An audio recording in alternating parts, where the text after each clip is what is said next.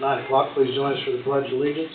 Pledge Allegiance to the flag of the United States of America and to the republic for which it stands, one nation, under God, indivisible, with liberty and justice for all.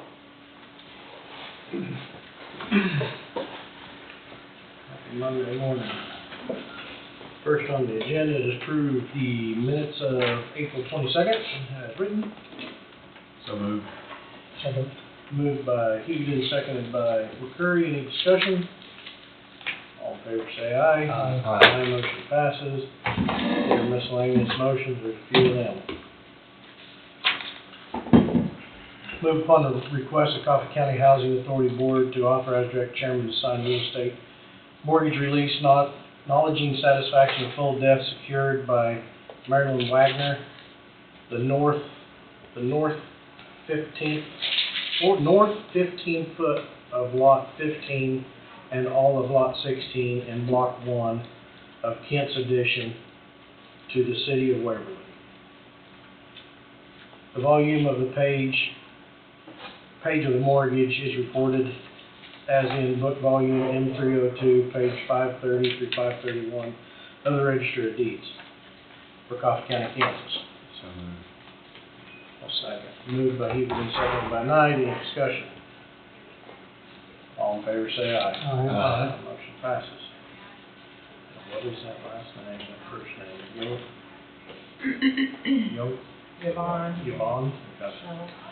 Move upon the recommendation of the Coffee County Housing Authority, authorize direct chairman to sign real estate mortgage release, acknowledgement satisfaction of full debt secured by Kevin Carter and Yvonne D. Shells, Lot 5, Block 62 in Burlington, Kansas.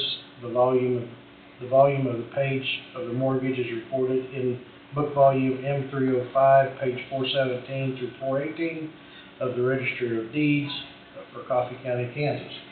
I'm sorry, go ahead. I so moved. I'll second. Moved by Thompson, seconded by McCurry. Any discussion? All in favor say aye. Aye. Motion passes.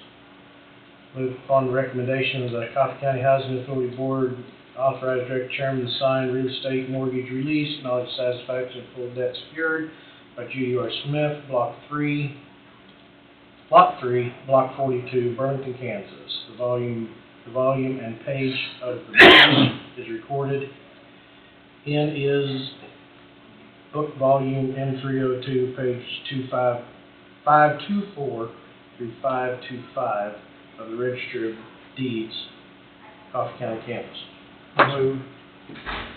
Moved by McCurry, seconded by Hughes. Any discussion? All in favor say aye. Aye. Motion passes. Next.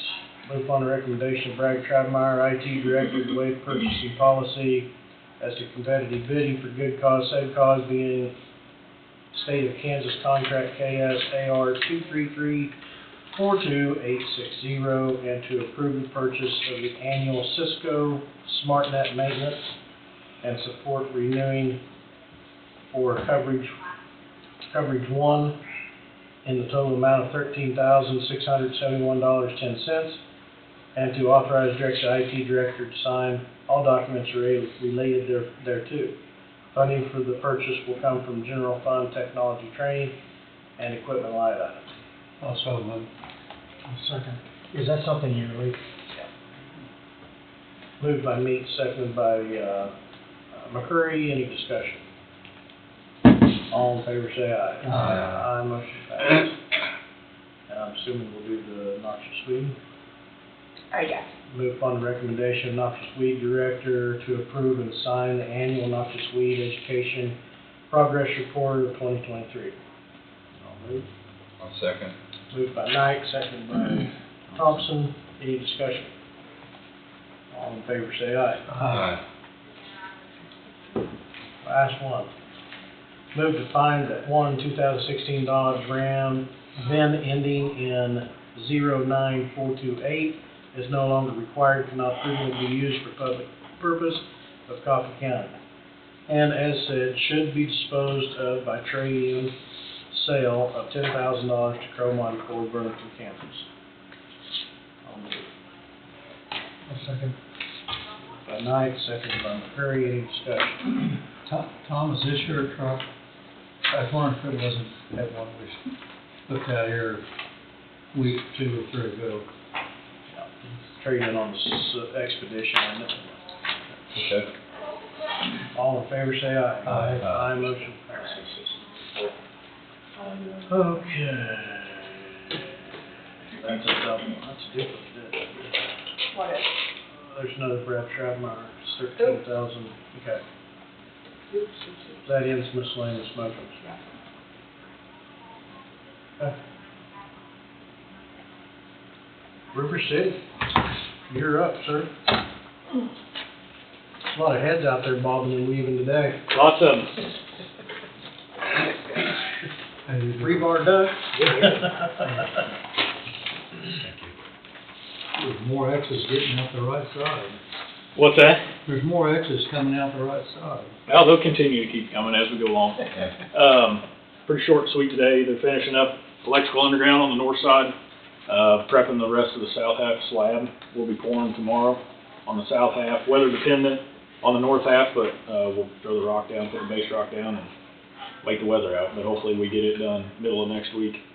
And the masonry's still on schedule to start on the 13th, and start seeing some walls go up. Very well. Pretty short and sweet, unless you got anything for me. I don't think I have anything. Like you moving. Wait, got anything? Tom, want to gripe at him for anything? A lot of things A lot of not things, here. not here? Off the record? Not on the record. All right, guys. Thank See you. next week. Thanks.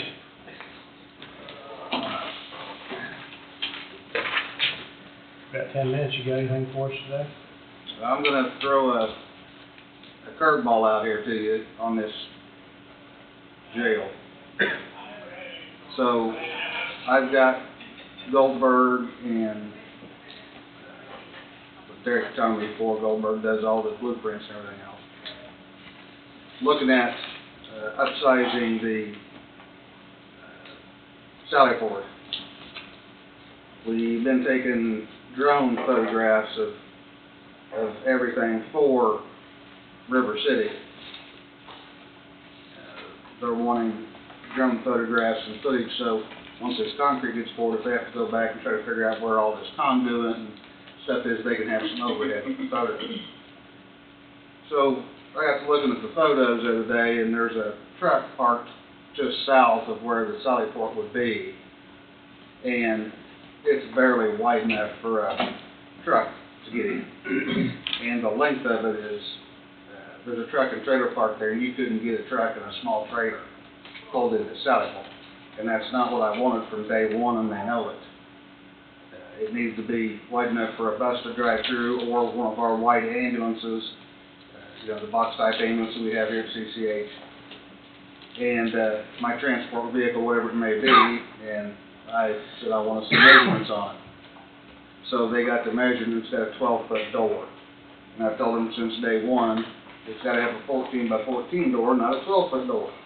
I can't get a white vehicle through there with a 12-foot door. I can't get my SRT truck in there with a 12-foot door. I can't get a bus with an air conditioner on top of it in a 12-foot door. So, sir. So, anyway, so they've looked at things, and they realize that it is very narrow, and it is short, and so I've given them dimensions of what was in Lane County, which is what I asked to begin with. I was just telling them they can sit up front. Continue. So I've asked them to revisit that, and no matter what, it has to have a 14 by 14 door. So they're looking at what needs to be done. Of course, they're telling me if there's anything that needs to be done, it needs to be resized, now it's time to do it. Because all that's there is the south footer. So they would have to redo the footer.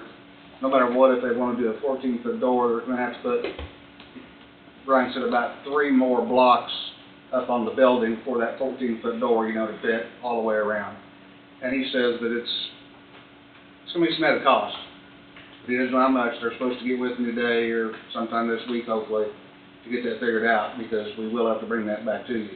But no matter what, it's gonna have a 14-foot door, not a 12-foot door. Of course, that's relatively little of cost, but whether we decide to make this bigger, there's gonna be some added cost to it. But I don't think there's any way, we're looking at something that we're gonna have for the next 40 years, then why would I have something I can barely pull a pickup into? It's not gonna be, not gonna be sufficient. So are you talking about just a wider door, or are you talking about a longer garage? I guess Both. that's it, both. So Both. you're talking length and width, Yes, sir. and maybe height. What's the height? So it's tall enough for a 12-foot door, that's it. Okay. But you need it 14. Yes, sir. You need a 14 by 14. Yes, sir. How much more length you talking about, Tom? About 12 foot, 12 foot in length? yes. I know been going to Topeka, unfortunately here once a week, going by Linden's. Oh, yeah. It's setting off the road about Yes, two blocks. Their south feels 3 times what this is. I know it is, sir. It's I know it at is. least 3 times what this one is. There's another deal up there, and this is immaterial. All the windows are in, Yes, they are. except the north wall. Yeah. 6 or 8 windows are not in there. Yeah. I wonder if that's the same company there that we had here that's No, short? it's not. Okay, No. which is immaterial, but It's not. Do you- Not too- Do not you too know much. what the inside length is now, Tom, the plans for now? I could tell you last week what I had in front of you. I don't have them in front of me, and I don't remember. But it's definitely not enough. Sir, it's not enough. Well, once I showed them the picture, I pulled the picture and said, here's the picture that River City took for you. And they're saying, yeah, what about it? Look at the truck. There's a truck parked right beside it. I mean, almost exactly like they'd have parked it. If you could have picked it up and put it inside the building, it looked like it had been parked in there. And I said, look at the width and the length of that. That's not going to be sufficient for us. I mean, we told you to begin with, we need something the same size, at least, of what Lynn County's got. And so I had Lynn County called over and had them re-measure theirs, give us the dimensions of it, and ours is not even close. So I've told them, I said, I want it fixed. I need a price of what it's gonna cost us to have that done. But I said, no matter what, whether the commission agrees with me or not, it's gonna have a 14-foot door. I said, okay, we'll see about getting that. It wasn't even ordered yet, so we're a long way from that, but. Now's the time to do it. Absolutely. If there's a change, we need to do it now. The selling report will be for the last 4 of anything, so it's not like it has to be done in the next couple of days. But Right. it does need to be changed if it's gonna be changed. And we'll decide whether you think the cost is effective or not. Nobody wants extra cost, but nobody wants to build a new facility and have something that we're looking at that we need to change this Yeah, after we get it done. yeah, if it doesn't work, if it doesn't work, Yeah. we need to have something that does work. So I'm just throwing this out there, to let you know, that I'll go get you some dimensions. When they get me some prices, I'll bring you some pictures up, we can put on the screen so you can see my dilemma and what I'm wanting compared to what we have now. But I just want to throw that out for you, that you're gonna see something, no matter what, you're gonna see a change order for a door. So, might as well know now what's coming. there'll probably be a little more cost to that than what we think. If you're gonna lengthen it out as well as move the south wall out 2 feet or 4 feet, I'm guessing it's gonna be $80,000 to $100,000. I'm just guessing. that wouldn't surprise me either. I'm just guessing. But that's one of those choices that gotta be done. So, but we'll bring it all to you. I just wanted to let you know so it wasn't a surprise when the time came that I brought you this stuff up. Very good. Okay? All right, guys. Thank you. If you remember, originally it was gonna be a double sally port. Right, And that right. was. So I had to cut, Yeah, you dropped that back. I had to cut it so we could make the budget work, Right. So to come in within budget, but But we didn't want to. I told them then, I said, okay, that's fine, if I cut it off, then you better use half of that, I want 1.5 size, make it bigger than what I could have. You never have enough storage. If it was big enough that I could store something in there, and like I said to begin with, I wanted to where I could get at least 2 cars in there. I mean, it's not a hell of a lot of advantage to me if all I can stick to 1 car, and you can't even open the doors. That side port that we have down there now, when it wasn't full of anything, you could pull a car in there, open the doors, and your doors hit the walls. That's not conducive to anything good for, to be using. No, I'm trying to get a prisoner out of a Oh, car. absolutely. You don't have any more room than that. Oh, yeah, you're trying to get somebody out Less there. room to run, though. Yeah. Yeah. Well, they But start running you circles run, inside, too. but yeah, it's just something that, I'm just not happy with having, and I wanted to look at it and see if I can get it fixed, so. Well, we'll see what comes up, the drawings come up and the cost. Do you ever have to use a forklift in there or anything? I mean, I'm just curious to unload anything or?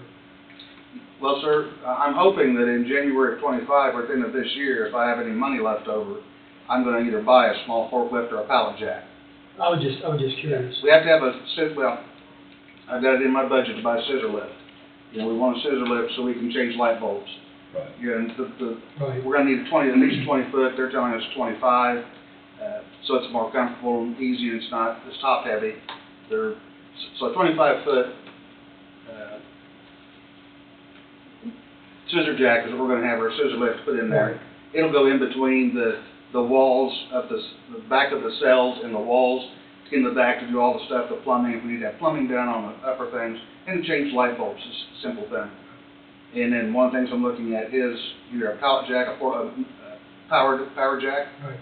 Because what we want is I hope we don't have to use it, but you know, at some point, I have to have the ability to move people out of that jail in a nuclear emergency.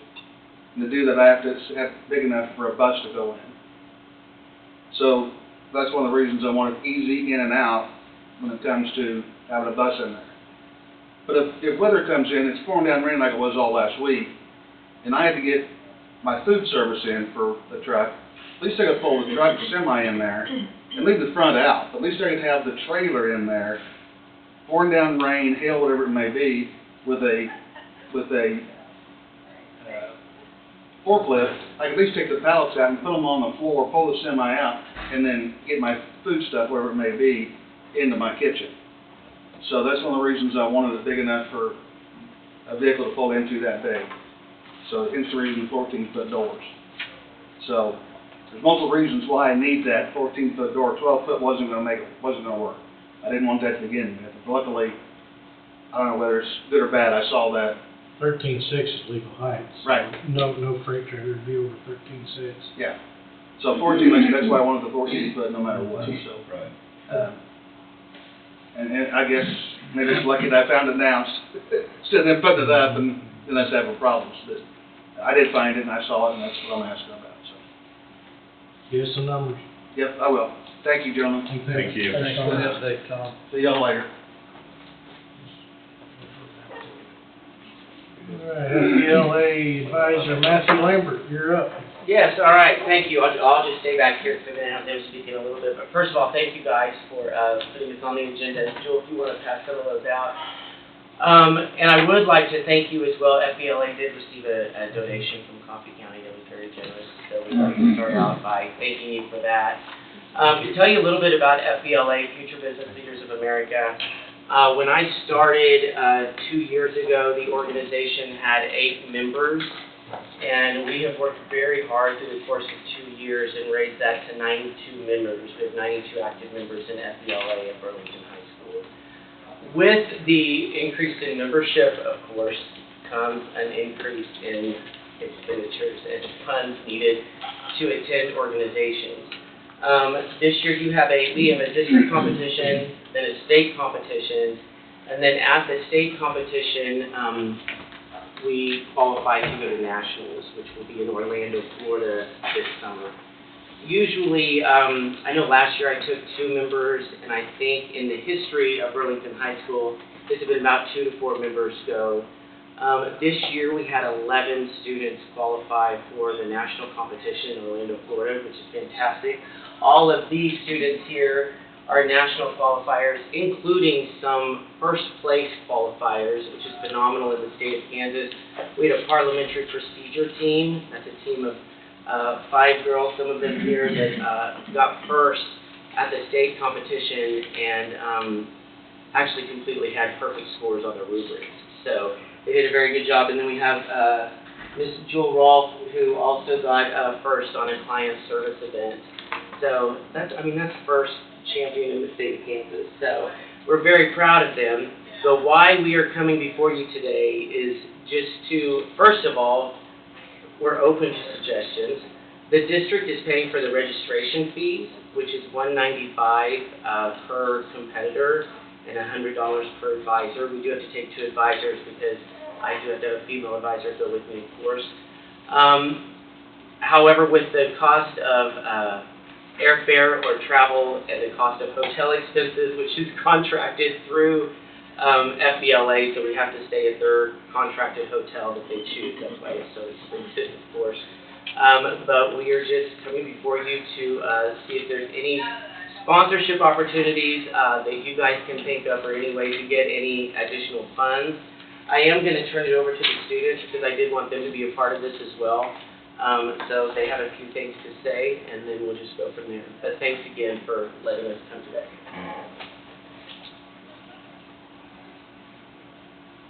All right, you guys can see on the first page of the packet, we already have a few planned fundraisers. Right now we're selling pulled pork and ribs out into the community, and that's been successful. We plan on having 2 raffles, one for a grill and one for half a cow. We've all applied for a $500 scholarship from FBLA. I don't know if anyone's heard back from that yet. Yep, and then there's a list of all of our national qualifiers. If you flip to the About Us page, you can see a graph, and from 2022, when we had 8 members, now we have 92 active members, and you can see the growth on the chart here. And in 2023, we had 2 national qualifiers, and this year we've got 11 national qualifiers, and 10 of us are really wanting to go. We've worked really hard to grow our club. From last year, we grew a lot, and then this year we've got 92, and that's amazing for our school. Like, that's not even a full class size. So, yeah. So our club has grown a lot, and that's really good for us, and so that just means that we have a lot of national qualifiers, and we're hoping to continue to grow the amount of national qualifiers, and so we just really need the funds to get us started.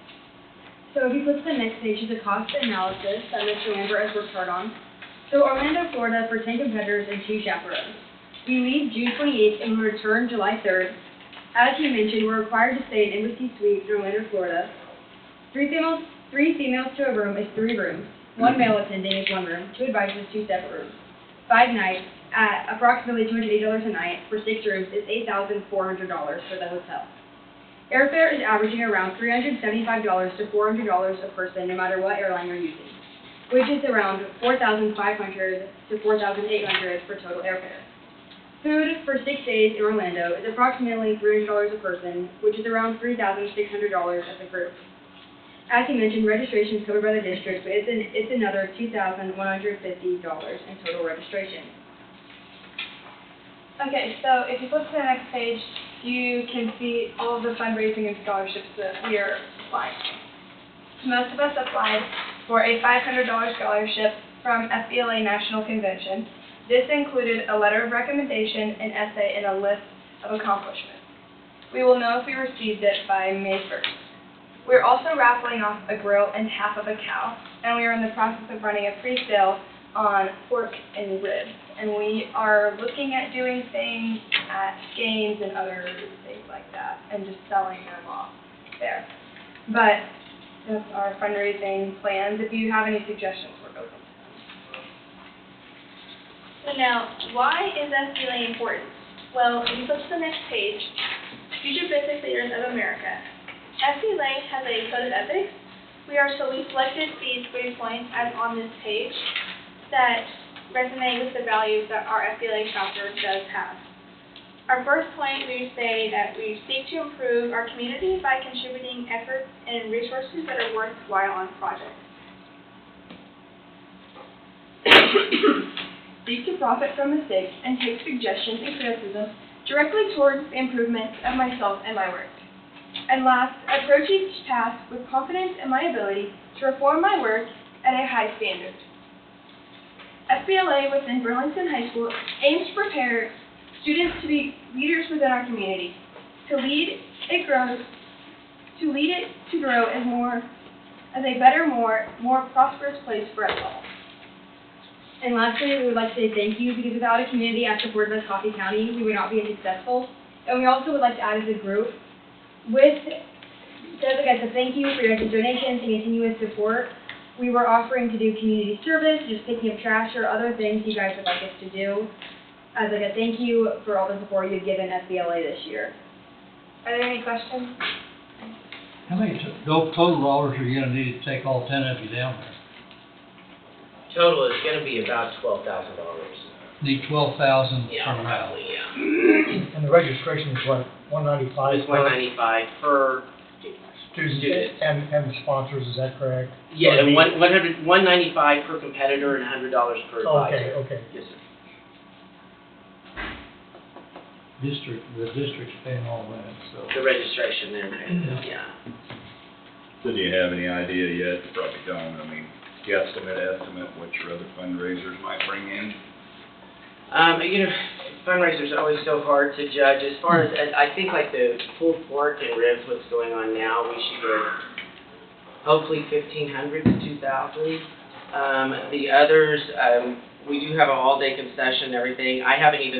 We haven't started the raffle yet for the grill or half a beef, but I'm thinking they should pull in at least 1,000 each, I would think. We have a concession as well at the baseball regionals, Yeah. so that should pull in about 1,500. So we're looking probably at I would say $4,000 in fundraisers, hopefully. Okay. Yeah. I'm involved in, or have been, on the Veterans Honor Flight fundraiser. And in 3 different years, Masons there raised $240,000 in Leroy. Your sales items, or raffle items, if you could find businesses that would donate them, those are items you wouldn't have paid for. Right. And there's businesses out here that will do it. Okay. There's individuals out here that will do it. Like That's donating how- items itself? I'm sorry? Like donating items to raffle off? Yep. The Appliance Store is donating to Grove. The grill, yeah. Okay. 'Cause there's a lot of funds that we raised here in the city of Burlington and throughout the county, that would absolutely help you and Right. make it a more accessible and a little easier fundraiser if you can get all your items contributed. Mhm. What period of time are you talking about running the raffle, or looks like you got some of it here? When's the event take place in Florida?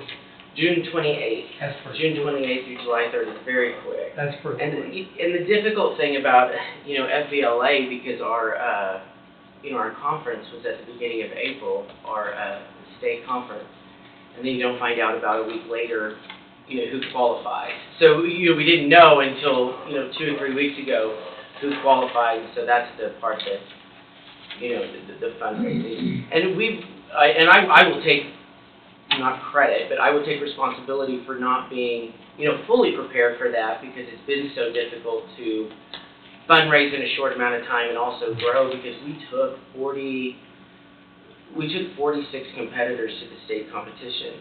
Well, we had to pay $50 per competitor for that, so that was $2,300 just to go, right? So maybe we didn't account for all of that we should have.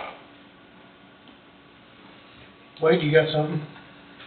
I'd suggest to me, from the attorney standpoint, this is somewhat in line with who wants to be an attorney later on down the road, but it has a similar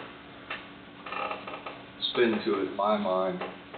The diversion fund is discretionary, it's not taxpayer money. I would, it looks like the total, if I added all these together right, is 16,800.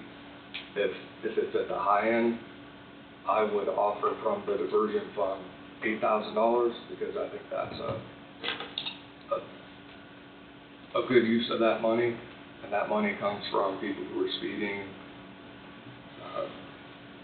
people who are on diversion for a variety of different offenses, and they're the ones who would be contributing to this cause, which I think is a worthy cause. So that would get you almost halfway there, and then that would help maybe for all the other money that you need. Then you might have some other people step up. I'd recommend tapping into the sheriff. The sheriff has a discretionary fund that he could probably contribute something to, but I'd offer $8,000 from the county attorney's diversion fund. So So that would be my suggestion. I don't know if the commissioners have anything in the fund, but that gets you part of the way there. Thank you. Thank you. Good job, Wade. Yeah, Thank you very much. special thank you, Wade. Yeah, Don't thanks very think to me, much. it's a discretionary fund, and to me, that's the type of thing that it needs to benefit. Well, That's nice. you got that organized and made it possible too. You know, we've made some contributions or donations, whatever you wanna call it, to lots and lots of organizations. Anywhere from 500 to maybe even 3,000, I forget what the top one was. What was the contribution that the county had already made to this? 500. 500. We'd already made a $500 contribution to them. That was this year. Mm-hmm. Yes. I would say maybe to where it rolls into, once it gets closer to the time and run your raffles and stuff like that, and if you should come up with a significant shortfall. I mean, I still want the kids to work for it. Sure, You of know, course, I yeah, do. yeah, by And all so, means. I mean, if you give the whole 16,000, then nobody's gotta go out and work for it. Right, So- and we don't wanna do that. and so just my thinking is if you come up with a shortfall, Wade's graciously enough to donate 8,000 out of the diversion fund to you all, which is non-taxpayer money. Then if there's something that you guys have a shortfall or something blows up and can't get the funds raised, come back and we'll see what we can come up with that. How long will you run the raffles? I'm just curious, when's the end date on that? I haven't established it yet. Okay. Yeah, and I would think we would run it for a week. I know we were gonna run it during the same time you do concessions, correct? Yeah, that's right. So it's that, May 13th, 14th, when that regional, softball baseball tournament is going on. So you'll have an idea by the 1st of June or the? Yes, yeah. So what's the timing of putting everything together as far as rooms, air, everything like that? I mean, I have to do that very quickly. We have enough money in our FBLA account to reserve the rooms. okay, And so I can do that. It's the airfare that we're mostly concerned about too, getting that as quickly as possible to go ahead and get, the cheapest we can get right so now. by the 1st of June, you'll have a fair idea of what you've got? Is it- Yes, sir. And so the 1st of June would be sufficient time to come back? Come back. Yeah, Yeah, If there's a shortfall. right. right. You mentioned And I June, think, go ahead. you mentioned June 8th, so we need to probably get something done that first week of June, so. Right, that's what I was alluding to. I mean, if they knew if they had a pretty good idea of what they had by the 1st of June, and that would give them enough time to come back to us, I mean, whatever. Yeah. That's what I was, Yeah, we can, because it's June 28th okay. is when we Right. will leave. But, yeah, because I can get everything like reserved by then. It's just the airfare, like I said, that's the big concern right now. And we even checked Greyhound too, but it's not even much of a difference in cost. We don't want to be 12, 15, 20 hours with it on a bus. So, and then, I mean, the 8,000 will help out extremely, so I don't think we may have some shortfalls, but like you stated, I mean, they know that, we've got to work for it too, so I don't see why we can't Yeah, I work really and think, cover the rest. I really think you should get in contact with your local businesses. I know, I can say myself, my business is willing to help support some money for some of these fundraiser items or direct donation, or, I think you'll find a lot of people would be interested in donating to a worthy cause, so. And speaking of such, do you have the half a beef already donated to you? Yes, yeah, that's by, Megan Wilson, Brenda's mom, yes. Okay. Oh, Yeah. okay. Right. Okay. Are we also doing I'm not sure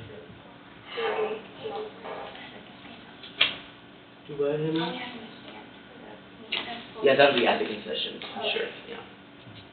And like we mentioned, if you guys ever come up with any like community service or like odd jobs you need us to do, like we would be like happy to do it to help, not like pay back, but to give back to what you Yeah. guys have already done for us this year. Of course. Well, if there's one thing that come to my mind, it had been brought to our attention that the commission would go up and pick up around the Vito Junction area, because that is the gateway to Coffee County, and there is Right. quite a little bit of trash along along the ditches and the fence and stuff, which a lot of that is the TA's fault, but to Gateway, Coffee County, maybe there would be a little bit of community service trash pickup up there Sure. at both sides of Toledo Junction. No, I don't mind Just doing food for that thought. at all. Would that be something you guys would be up to? I mean, Oh, yeah. is that Yeah. a problem? For sure. And we would do that to give back. I mean, we could, that's a community service type thing Yeah. that we would do to give back, because we could do things like that as well. Another perk of having 92 members. Right, exactly. You volunteer. You get everybody out and invest and keep them off the main roads, of course. Yeah. And keep your eyes open even if you're off the main road, so, because things can happen, and so I don't want anybody to get hurt, so. You'll probably come back next year with 150 members. Probably, or none if they have to go pick up trash. Yeah. So, but, no, thank you, ladies, and good luck, and hopefully you can raise some money, and if you need to come back for a shortfall. Thank you too, young man. Thank you. Yeah. Sorry. He's on my right. In your peripheral out there, Yeah, isn't he, my Jim? peripheral's not out there. If I come up with something, I'll get up with your dad, Jason. A what? If I come up with an idea or a donation, I'll get up with your father. Yeah, Get in touch with me, okay? Okay, She was thank the you. one sleeping really well Friday, wasn't she? Yeah. Thursday? Yeah. Okay. Hypnotized. Hypnotized, yeah. I even sent a picture to her dad. Yeah. You're always sleeping really well right now. Yeah. Staring at her hand. We appreciate it. Yeah, Thank thank you guys. Thank Thank you. you. Thank you. Good luck, thank you. Appreciate it. Thank you. You guys did a good job. Have a good day. I'm glad you guys all remember that. Yeah. Yeah. See ya. Yeah, take care.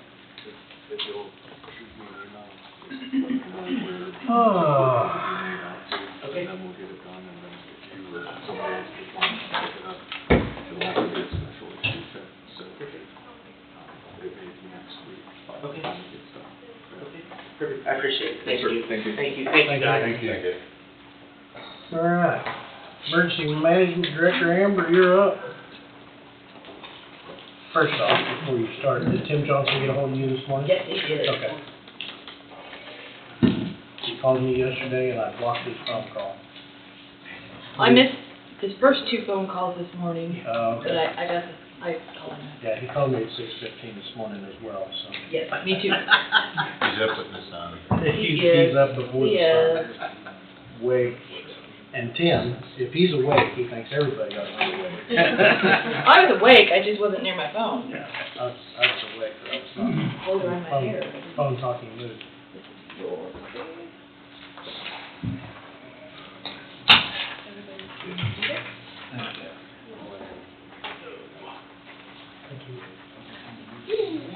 Did we have damage?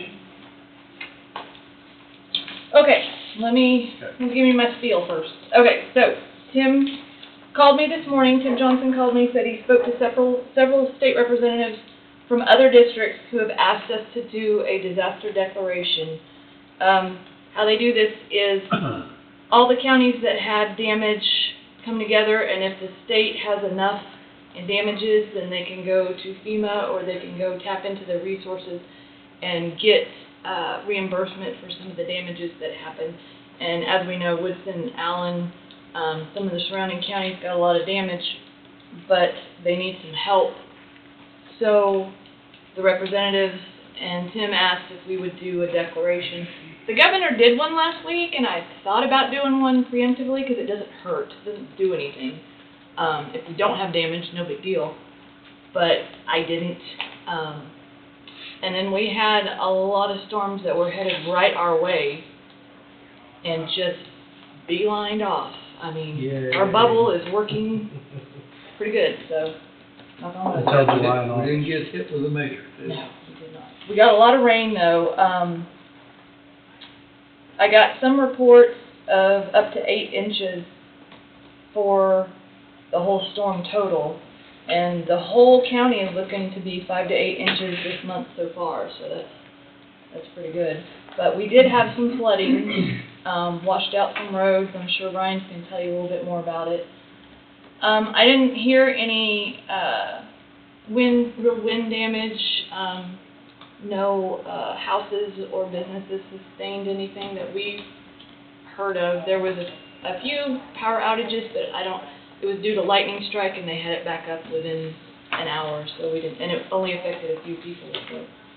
I didn't hear of much else. I was actually in Oklahoma this weekend, which wasn't a good place to be either. But I was in Tulsa, so it wasn't as bad.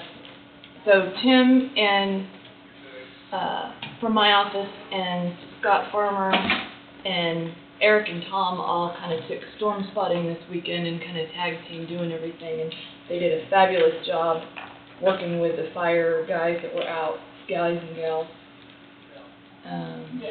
So I'm going to go ahead and do a disaster declaration starting the 25th of April, which would have been last Thursday when the heavy rain started. And I already talked to KDM, and they were okay with doing it retroactively, because that's a lot of times how this happens is you have a major disaster and you're too busy to do the declaration, so you come back after and you get it signed. The governor already has the state in one, but locally we need to go ahead and do one, and this is our template that we use for Wolf Creek and for everything else. So by doing this, Amber, this will help the surrounding counties? yes, yes. If we have enough damage, yeah. Right. Yeah, if we have enough, and I don't know, Ryan will talk to you a little bit more about what we're looking at. You know, they didn't really get out until maybe today to get everything completely surveyed, see what everything, you know, get all the numbers and figures. And we may not have enough to do much of anything, but, you know, we'll try. Well, depending on what we have for weather this week, I mean, they're talking 3 or 4 days of rain or something. And this will cover us And you're till already Thursday. saturated, Yeah. and the creeks are already at max capacity, Yes, so, they are. We could have. you know, it could even get worse. Yes. I mean, a So, lot worse. And I this- think some of the this, storms this week are potential for severe. Tuesday and Wednesday, yeah. Yeah. And this will cover that, so we'll still be in this declaration because it is as of the 25th, which was Thursday, so. And I already talked to KDM and reported it to them. They just want the signed copy whenever we get it. So if anybody, Wade, did you see anything?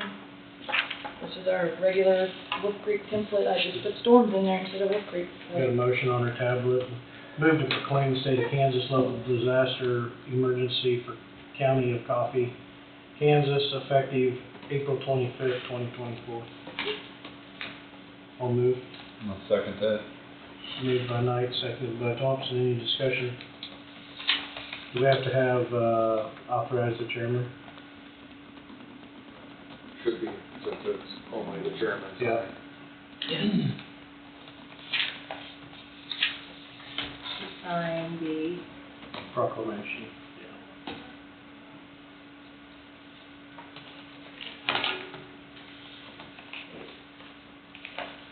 Okay, with additions, with the correction.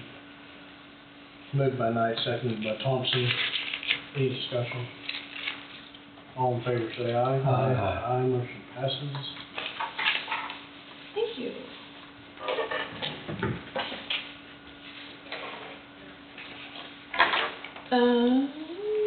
I don't have a lot of updates for you guys, except that we've got some preliminary numbers back from Motorola on the proposed radio towers in Coffee County.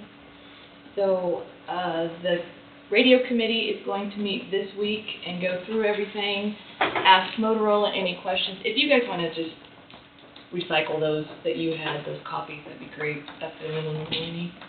Or you can keep it for record for future, but it does have a date on it, so it's no good. They're gonna ask all the questions in Motorola and get all the specifics and get everything, but we do have some proposals, for towers, new tower construction, so I'll be bringing that to you guys after the radio committee works through everything, if anything can be figured out. Did you get the notice for that meeting? Yes, yes. Talking 3 towers was there? 2 towers. And we have the general location where they thought the best coverage would be. And I looked up the landowners for all 3 areas, got all that written down, have some maps and stuff. So we'll be able to bring that to you guys probably next commission meeting. Do you have a rough idea where we may take a look at where funds could come from to take care of that? Do you have a rough idea on cost? Yeah, you guys, well, I have an idea, but it's downstairs in the proposal. I don't know. If I remember right, we discussed that earlier last year. Yeah. About possibly putting some money Aside, to build up. Yeah. And I can't remember when that. I'm not sure how much we got put aside. we don't have any yet, because you guys were waiting on numbers to see how much you needed to put back for the next year, 2 or 3 or whatever. And then I can't remember, I'll have to look back in my notes, but I think Angie had said that we could get out of, was it capital outlay? I don't remember what it was. Capital outlay's got 8 million in it. Yeah. Capital improvements got 8 million. Yeah, I think that's There's what funds we in were, that. we were talking, pulling some from that and then maybe saving some up each year, pulling some back. But when I get the numbers to you, we can have a better idea of what we need, how many bake sales we need to have. For the tires, possibly. And how long was bids be good for? 90 days. Next 90 days. Yeah. So, Community improvement. engage all communities. Probably capital outlay. How much was it? She doesn't know. Oh. We don't have it in yet. I believe it's over 8 million. Over 8 million. Yeah. But we were talking about saving some up towards that, and then maybe some out of capital outlay or something too. Yeah, you probably want to do capital outlay. And we're gonna- Put it on your capital outlay plan. Yes, Start. yes. Once we get the final numbers, then we can figure all that out. So I just wanted you guys to be ready for that. Sticker shock. Yeah. Angie, you had already preemptively anticipated this, and then the capital improvement plan that was signed May Is it on 30th, there? Okay. 23. Woo! Towers emergency management, $1,066,000 for the next 3 years at Seems like least. we talked about it. Well, we did talk Yeah. about it last Yeah. year, that's why I thought it was something new. We did. I couldn't remember what. I couldn't remember what it was either. I'd have to go Okay, through so the it is on there. Yep. Yep, So. you had thought ahead. Okay, so when we get final numbers and we look at everything and, we can make a plan. Do you need the original or copy? Original. Are you good with copy? Yeah. Okay. And that's really all I have. Do you guys have any questions or comments or anything? Thanks for the job you're doing with the team. Excited and everything. We hope this next one isn't I hope not worse. too. I hope it does, Coffee County. I hope it does the same exact thing, it just yeah, we came pretty close to that, and there were several of them that were tornadoes in Greenwood County. And so we were ready to call out the National Guard, but It really looked like that storm track was going to go right through Leroy and. Well, I think the rotation pulled it to a little further east. Yeah. East bad. well, I told Tim, turn on the windmills up there and Blow it that way. blow it that way. There's days it could happen. I know. Okay, thanks guys. Thank you. Anybody need a break? Need a break? Need a break? Okay for now. Okay.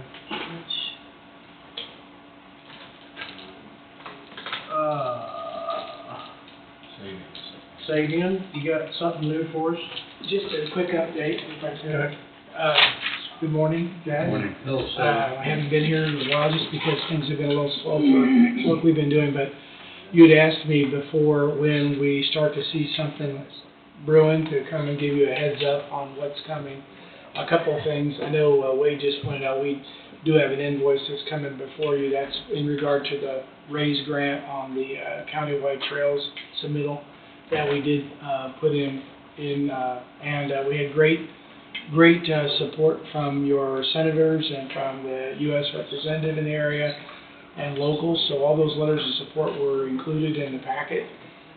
There will be probably at least a 3-month to 4-month review at the federal level of all applications before we find out if the county has received any of these federal grant award dollars.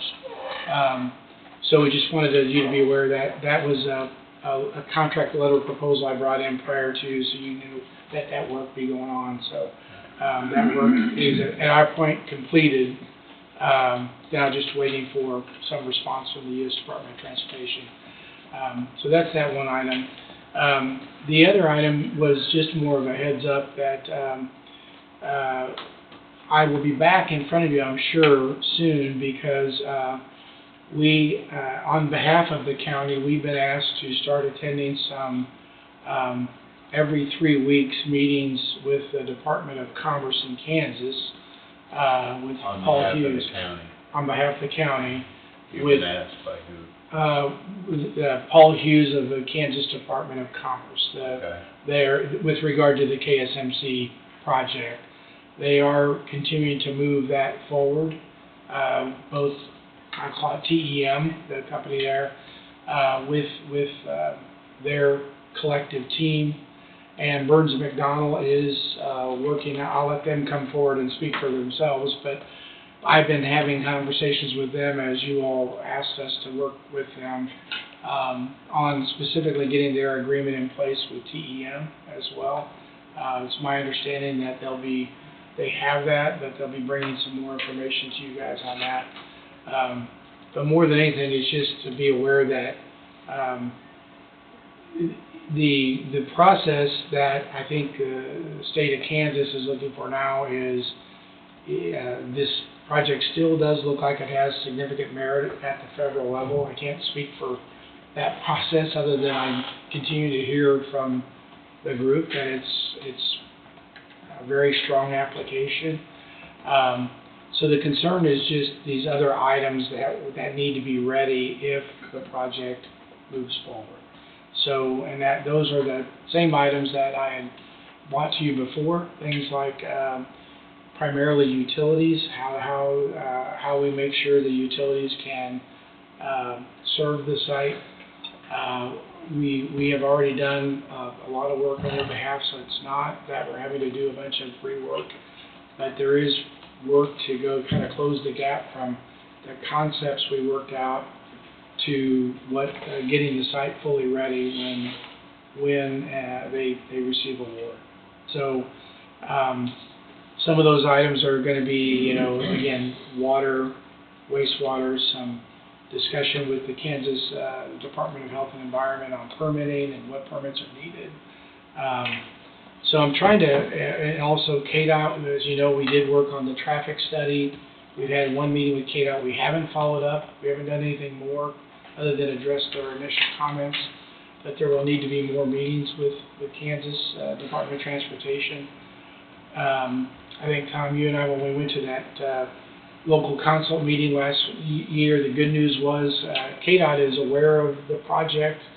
I don't want to speak for them, but it certainly was, they spoke to the issue that if this project moves forward, they're prepared to work with the county and the project to make sure improvements are in order to handle the improvement. And in some of our preliminary work, we are looking at improvements to Old 50 and to 75. There's going to need to be some safety analysis that needs to be done. But primarily it's water and wastewater and utilities that are going to be important. So more than anything, I wanted you to be aware.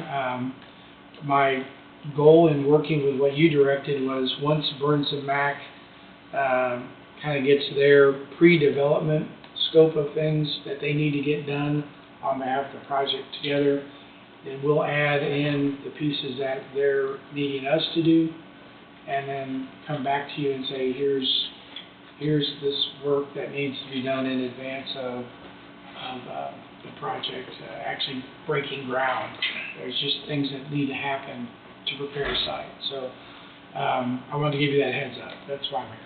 And a lot of the reason behind this, if I remember correctly, is to give this information to Paul, the state of Kansas, because of the infrastructure monies that was delegated or said there was available for this project, to get it in line, get hard numbers to present to the state side. That's correct. And I think that, again, I don't want to speak for TEM because they're kind of the ones leading the charge with the Department of Commerce with Paul Hughes, but the but even though they're the company, the private development, so to speak, because the county owns the property and the arrangements that have already been in place, we're being asked to provide county input on these components that are needed to make the project successful. So that's why we've been asked to sit in on these meetings. And I think to your point, Jesse, I think part of the discussion that the TEM team is having is as we prepare the cost of what I'll call this pre-development work or pre-construction work, is to put that in front of the Department of Commerce of Kansas so we can have a discussion about Kansas state dollars that are available to assist with that work. And so, again, that's always trying to look at not just spending the county's dollars, but finding out how we can maybe leverage those dollars or get reimbursement for dollars in another way. So that's what's going on. Just wanted to keep you abreast of that, and as I learn more, I'll be back. But we won't really do, other than you might see a few meetings on an invoice. That's all we're doing at this point. But we'll come back with a proposal with dollars if and when they say we need to move forward with something on behalf of the project. So that's my opinion. All right. Thanks for the updates. Yeah, you bet. Very much. Thank you, sir. Have a good week. All right. Ryan, you're up. Road Bridge. We don't want to do that. Keep that Overrated. Hand cramp for the day right there. It looks like it might be a hair shorter than what it's been. Yeah. Well, good morning. Call outs, yes. Yes. Basically starting the Thursday evening through yesterday afternoon. Minimal wind damage, trees, stuff like that, but really just some flooding issues from the water. Here's just a few pictures of a couple locations with some fairly substantial pipes that we've got issues with, so you just pass them around. You got called out on that, huh? No, I'm kidding. Yeah, so, I mean, basically those three spots there, we have the road shut down right now. Basically, there's 6-foot culverts, 72-inch diameter, larger size culverts that we've got issues with. A couple of them can be repaired. One of them is definite replacement. Pipe failure, pipe was shot, and it just the range they had. One of those locations, the gentleman that lived there said he had 4 inches of rain in like 2.5 hours time. And it just, massive amounts of water. Currently we have all the section blades out around the roads fixing a lot of minimal stuff out there, but we're identifying the more major stuff. Start working on some of that. One thing you get with these massive amounts of rainfall is just a big flush of a lot of brush and debris plugging a lot of our culverts up, so that's what we're inspecting real hard right now to identify everything that needs cleaned out, before we start getting too much more rain, so that's our focus right now. So like this one was fairly new. It is. And that's probably why it forced out. Yeah, I mean, I'd say that, and, we'll probably look at, when we repair those, doing something a little different, to help keep those in place, keep it from floating like that. It's just, Tremendous force. well, tremendous force, and like I say, that hadn't been in the ground real long. This hurricane, the ninth, that's out there on Ron Combs' place. Be south. That you just put in. Yeah, that was Because you got a it couple in years as a ago. You got it in as a diagonal. I know you're trying to save money, but you can't use a hollow log. Yeah. Yeah. That's not a good bridge. It's not a good culvert. But yeah, so I mean, we'll work through that stuff, and like Amber talked about for declaring for a disaster, basically it's just you kind of pull in with the surrounding counties, and if the dollar amounts hits a certain threshold, then that kind of qualifies. So we'll be tracking all of our costs, like treating it like a FEMA reimbursement right now, just as far as where you're hauling rock and a lot of extra documentation that goes along with that.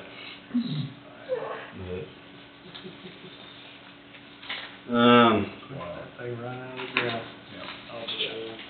Do have one motion, and basically that's, advertise to hire equipment operator.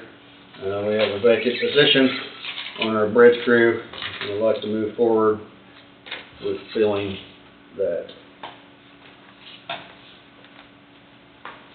Individual retire or? This would be the, we had an individual that we had to let go, so, so this would be the position that was. Based upon the recommendations, road and bridge superintendent to advertise and hire one heavy equipment operator as requested. Will fill a vacant position. That's so moved. That's second. Moved by Thompson, seconded by Meats. Any discussion? All in favor say aye. Aye. Aye, motion passes. Good luck. Hire somebody. Yeah, well, Hopefully a good one come along. yeah. Do you have any leftover resumes from ones that you did not choose that maybe There's, have been first and second or second? yeah, I mean, there's a couple, so, we'll reach out, we keep those, and then we'll reach back out. We've already gotten one in this morning, just, we've got a few that's come in the last few months of people that's just, cold calling and just seeing if we're hiring, so we hold on to those. You'll be advertising. And we'll advertise in the local paper, and then, we do the surrounding, like Woodson County and kind of surrounding areas too. Okay. So, yeah, we'll advertise and see what we get for applications and move forward there. All right, next thing I just want to talk about, we kind of know what our current blade situation is. We're purchasing a couple blades. We're 4 months out to receiving those new blades.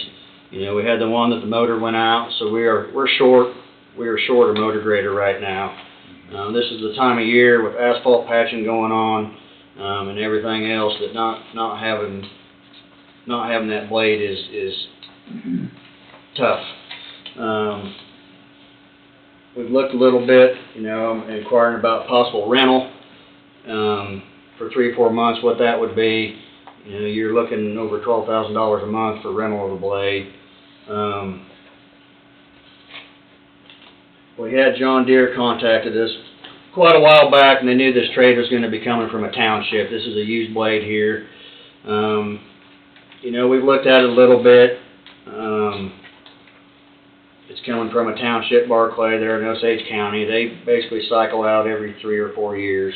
They replace their blade. So this blade is a 2020 model with 1,200 hours on it. It's a 6-wheel drive blade. That is not typically something that we would purchase to replace our section blades. We do have one current 6-wheel drive with like 8,000 hours on it. We're entertaining the idea of this, if this would be something that would be a fit for us, maybe replacing our 6-wheel drive blade with this model here, and then moving our current 6-wheel drive down to a spare blade. And that would allow us to get rid of a spare blade with 14,000 hours on it, and have a spare with 8,000 hours. Right now we've got a demo coming. We kind of got first rights to this blade. Like I say, I don't know for sure it's something we want to buy, but we're just inquiring, gathering some information. Getting a price on what our spare blade that we'd be getting rid of, what it would be worth. Is your spare blade a Cat or a John Deere? It's a John Deere. Is the demo, what's the demo? It's a John Deere. John Deere.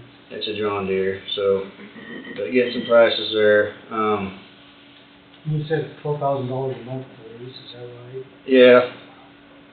Yeah, so I mean, if we leased one or rented one for 3 or 4 months, you'd be looking at $40,000+ $1,000. That's right. 50,000 real quick. Yeah. Yeah. What type of cost have they got in this one here with 1,500 hours on it? With 1,200 hours, they're asking $300,000 for it. So, the new blades we just purchased were like $360. Of course, like I say, this one's 6-wheel drive, and the ones we purchased aren't. know what a new six-wheel drive costs? I don't, I'm trying to get to those prices, but that blade's probably, I'm gonna guess, $375 to $400. You know, looking around the used market for something similar to that, you're anywhere from $350 to $425 from what I can see online. Of course, those are asking prices, so I mean,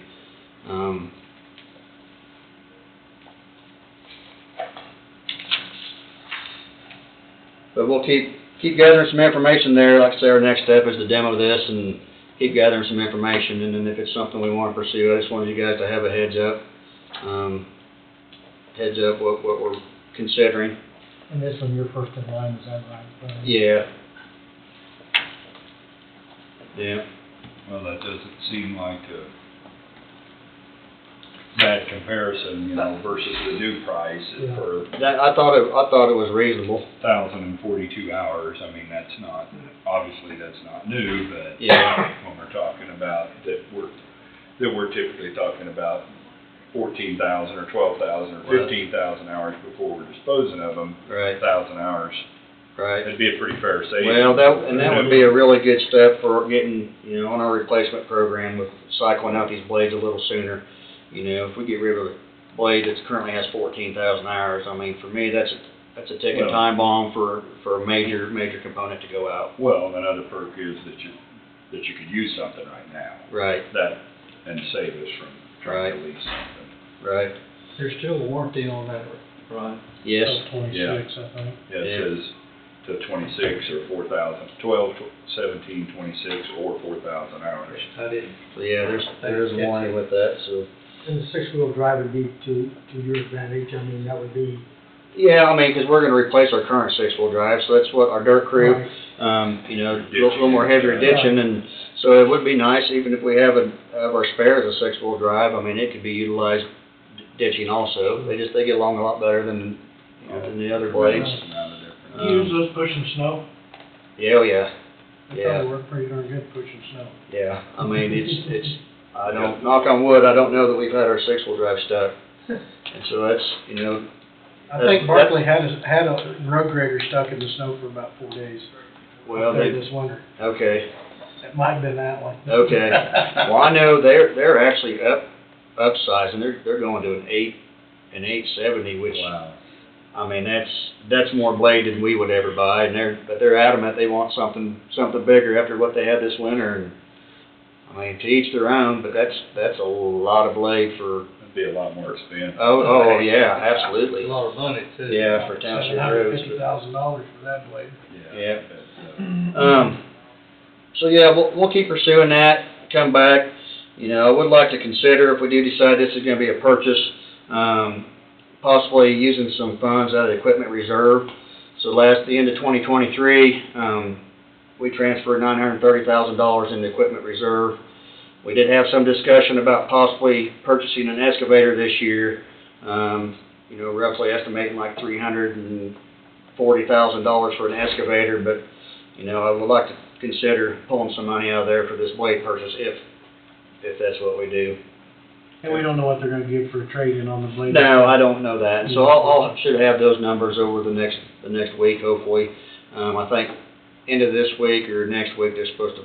They just got that in trade last week, so they're gonna go through it and then they're gonna get it down to us for demo. So We might be looking at about 225 difference probably, 215, maybe. I don't know. Hard to say what a blade with 14,000 hours. I mean, last one we traded was 70,000 for that one cat that had 12,000 hours. So we'll just see where the numbers come in at. does this have any GPS on it as far as grading and Nope. stuff? Nothing like that? No. Okay. No. Try it out, see if it's worth it. Very good. So, all right, well, we'll keep. So we got a busy week, flood repair, and some of that stuff, but that's all I really have. You guys got anything else? Do not. Okay. Sure. All right, I appreciate it. Thank you. Thank you. Ryan. I'm working with Ryan on getting survey done for that requested, road closing, and then once we have that, we'll be able to move forward, but doing that in advance will. Oh, do a viewing or something. no Yep. problem. Yeah, And you'll still need to be thinking about who you want your road viewers to be, if you have anybody in mind. The last one that was done had 3, so, and I think having road viewers that are not from that area is the preference, so I don't know if you have anybody in mind. Is that my district? That's my district, isn't it? No, it'd be mine. That's your district as well. But So, yeah, but that's also non-commissioners, right? These Right. viewers you're talking about. In which I'd, be involved or whatever if needed to, but, so we need to try to get somebody out of that area. Okay. yeah, our next step is just working on the legal description there and some surveying work, so we're working on that. Okay. Take a little bit of time to get that finished up and done. Okay. Thank you. Thank Thanks, you. Ryan.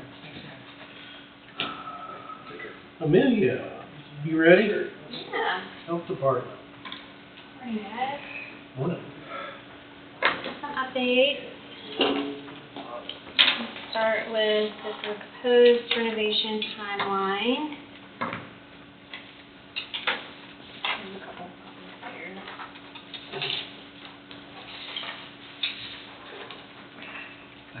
Here. Okay, so BG Consultants will be on site at the health department this week to do measuring of the existing system. Sarah and Grant will be present for that, so Grant is the architect. May 15th will be the team's meeting to discuss the floor plan and prelim finished materials and fixture selection. May 29th will be the in-person meeting with the review of 50% drawing set. June 12th, 75% drawing set. June 26th, 90% drawing set. And then July 10th is whenever they will start placing bids for the plan room, and that'll be a 3-week bid period. And then August 1st will be the recommendation for the county for the contractor selection. Then August 5th will be the notice of the award issued for the contractors. And then renovations will begin the week of September 1st. They said that they can adjust the timeline if we need or if we have any recommendations. And really it falls pretty perfect timing for the health department because our back-to-school immunizations, they should be complete before September. Usually within the first 2 weeks of school starting is whenever we have an influx of patients. And then flu season is October 1st through the March 31st. And we typically don't have many come in for flu vaccines. It's usually through our drive-through clinics at the fire stations. So we shouldn't have any issues. We might have to relocate a few days here and there, but everything is pretty doable for us. Do you guys have any questions on this? Has anybody done checking with, was it ECAN or, about the American Relief CARES Act monies, if it can be used on this? You said it was with ECAN? Well, no, Southeast. Southeast Kansas, sorry. I think Mr. Skipper's kind of the, for lack of better terminology, he's a. Liaison. Yeah. Okay. To see if some or the money or a portion of the money could be used towards this renovation. Yep, I can do that this They've week. got guidelines we gotta go by, and if it meets the guidelines, then Yeah. why not? Yeah, Bobby and I met with, I can't think of the individual's name, but there were 7 or 8 people at that meeting here, probably been a year ago, but they're. Okay. Yeah, I can reach out to them. And see if there's any update. And he might give you a phone number to call somebody down there and say what you're doing and how you're doing it and so on and so forth. And then they can go through the rules and regs of the CARES Act money to see if it falls in the guidelines to Okay. renovate in the health department, which I would think it would, but I'm not gonna speculate. Absolutely. And then with all the rain, we did have a little bit of a leak in the health department. We've reached out to the company that has done the repairs, and just waiting on a response back from them. Probably say too much water too fast. Probably. I mean, same area that we were having issues, just 2 feet over. Yeah. It's not supposed to be basements in this area. It's just causes problems. You Yeah. said a little, were you around on previous? So some of the girls were, so are they, say it's less than what it was, about the same? It's less than what it was. It's just a little bit north on the wall. But yeah, they finished that project, I want to say probably just like maybe a month or so before I came on board last year. There was also mention of water being in your storage, Mhm. which is the old janitorial maintenance supervisor room, next to the elevator. Yeah, it did get some of our supplies, but it wasn't anything that, nothing was damaged with the supplies. I mean, we just aired it out. But I'll also be looking at that as well. I did come in over the weekend to double check the areas, and it didn't look like there was any more water damage or standing water. Block it off and make it a big swimming pool. Yeah. So we have the 2024 Campus Infectious Disease Symposium coming up on May 9th and 10th. I will be sending one staff member to that, and that's in Kansas City. And then we also have the 2024 Kansas Immunization Conference, it's May 20th through the 23rd, but the 22nd and 23rd are the only required dates for grant purposes, and I will be sending one staff member there. Both staff members are nurses that will be going. And then I have also received a final closeout for our family planning site visit from Yvonne with the family planning clinical department at KDHE. They stated that we had met all of the Title X requirements for administrative, fiscal, and clinical components with the site visit table that I had submitted. So that is pretty well taken care of. Those first two events you talked about, you just have one employee go to each time, or you got more than one employee? So in the past, I believe they've sent 1 to 2 employees, and I'm just going to send 1 employee to each event this year just because I feel like the agenda isn't. What it should be. Yeah, it's. Not too much new. Yeah. What you're saying. Yeah, the agenda for the immunization conference wasn't posted until last week, and it was less than a month before the actual conference was going to take place. So they just go out and be back the same night? The immunization one will be overnight stay, and that's located at Marriott in Wichita. The infectious disease will be just 2 days, and the employee's just going to drive because she already lives that direction. It's actually, I believe it's like less than an hour's drive for her, so she won't be staying overnight. Okay. Any questions, concerns? That's all I had. Thanks for your update. No problem. I'll see you guys probably before too long. Okay, thank you. Thank you.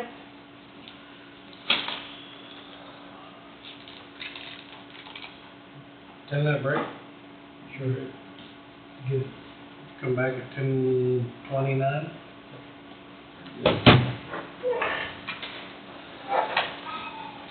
Well, no campsite when we're inside the camper. Oh, that's fun. You don't like this? I bet she had the deer in the headlight like that.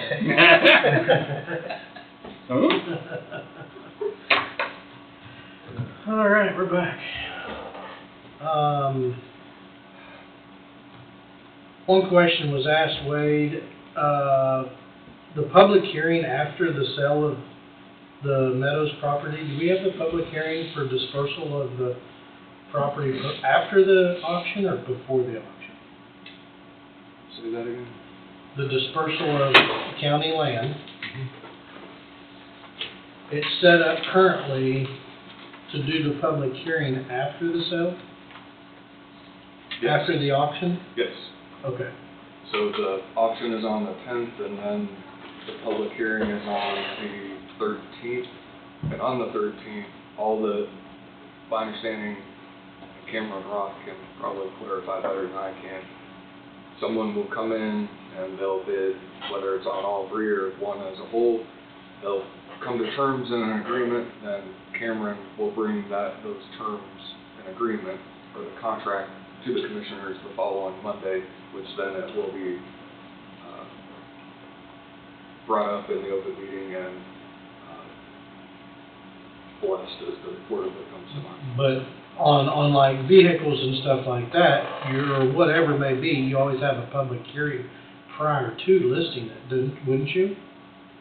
I mean, once it goes to the auction, it's sold. With that resolution we got in place, we don't have. We don't have to do that. But it's not, so there's public notice, and it's no different than going through if you remember the Sunset Manor property, it went through a realtor, someone put in a bid, and then that bid came in, and then it was negotiated for behind the scenes for a period of time. So those terms will come before the board, so the board can decide if the board wants to move forward or not. So it's not going to be an absolute auction?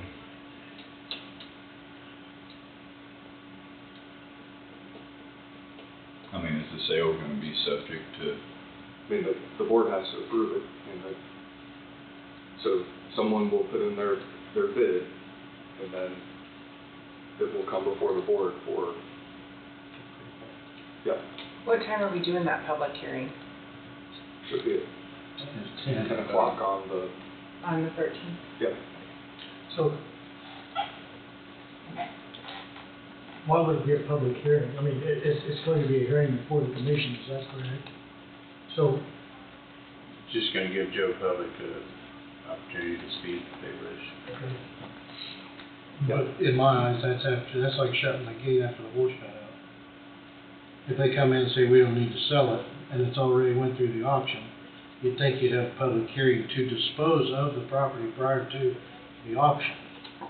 You don't know who you're disposing it to. True. And whether it's one parcel, two parcels, Right. or the entire Okay. thing. So It was just, Just so we're covered. yeah, I just want to make sure we're covered.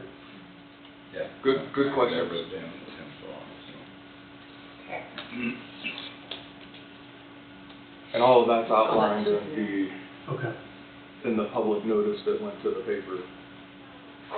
What that process is, what it looks like, and then what will happen after the fact. And I'm sure I went over it with Cameron to make sure the terminology met what his expectations were.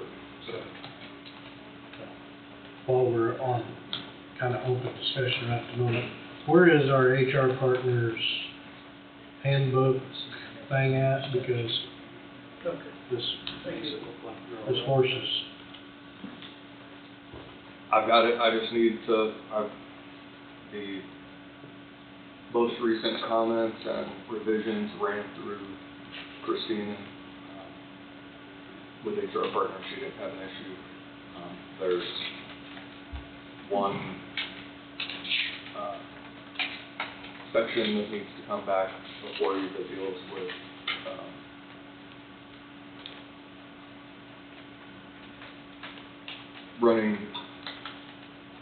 getting permission from the board for entering into contracts is in essence what it comes down to. So I wanted to bring that back before you on a day where you didn't have things slammed. The last time I tried to do it, it ended up being, I think I had it at 11 and we went all the way through 1, and then you had a 1 o'clock. So if it meets your approval, we can put it on as soon as next next week in the afternoon, and then cover it, because I don't wanna not have enough time to go over it. I would like to get it done before I'm out of here. I mean, at least all the changes and stuff. Yep. And it's probably pretty good timing, because last year, one of the things that came up, the short-term disability and the transition to that, I think, Angie can correct me if I'm wrong, but I think coming up very soon will be the county benefits open enrollment period. So to have the transition and change in line with that probably makes sense as well. That was just one thing that was on my mind that I wanted to throw out there before I forgot about it, because if I don't say it when I think of it, I lose it. Yeah, because their insurance is going to May the 13th through the 17th. Yes. Yeah. And we'll get those details. I mean, we Right. pretty well have it squared away that that is going to be the week for Benefits Direct. For people to come in and visit with those. Right, and then for benefits management, health insurance, they'll only be here for a couple days. Okay. They're not gonna, I mean, some of theirs can just be automatically renewed with the employees and not have to go over the extra supplemental insurance. Where's the cost of our insurance in comparison to the last year or two on this day? Are you talking like, are we having an increase this year or anything? Well, talking about how much has already been spent on behalf of the county. I'll have to look at that, Don. I know a lot of it takes place the last 2 months, there in May and June, but I'm just kind of curious where that was set. Yeah, I don't have it right on the top of my head here, but I can look it up for you.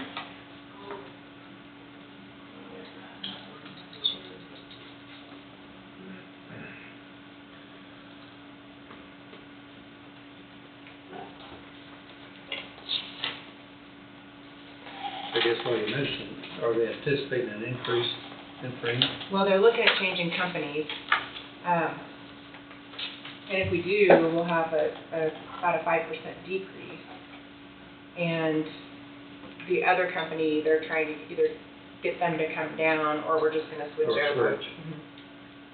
So, and apparently the other companies want our business because they keep calling and trying to get it, so. Put their money where they're. But they're bid where they thought, so, Yes, right? there you go.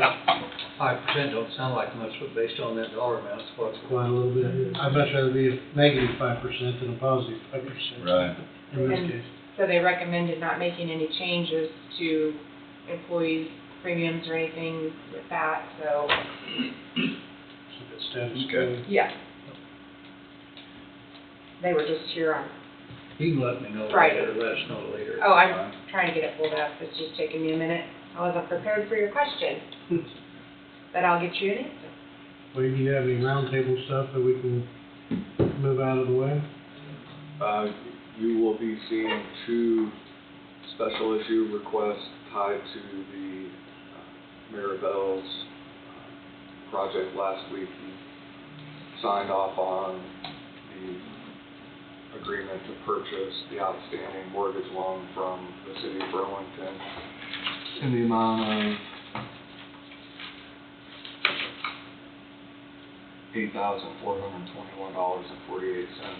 Part of that packet requires the assignment of those loan documents to be filed with the Register of Deeds. That document comes at a cost to file with the Register of Deeds, and for auditing purposes, we have to request a special issue check. It'll be $28 so that that can be recorded, and that's the last hopeful step in that train to get the next thing moving. And then there's also a special issue for that check, so I can take it down and hand deliver it to the city of Burlington. And that will conclude that part of that process. So when you see that, don't be surprised. I think I wrote it out in a way where it makes sense, but sometimes what I write out makes sense to me and others look at it and it doesn't make any sense at all.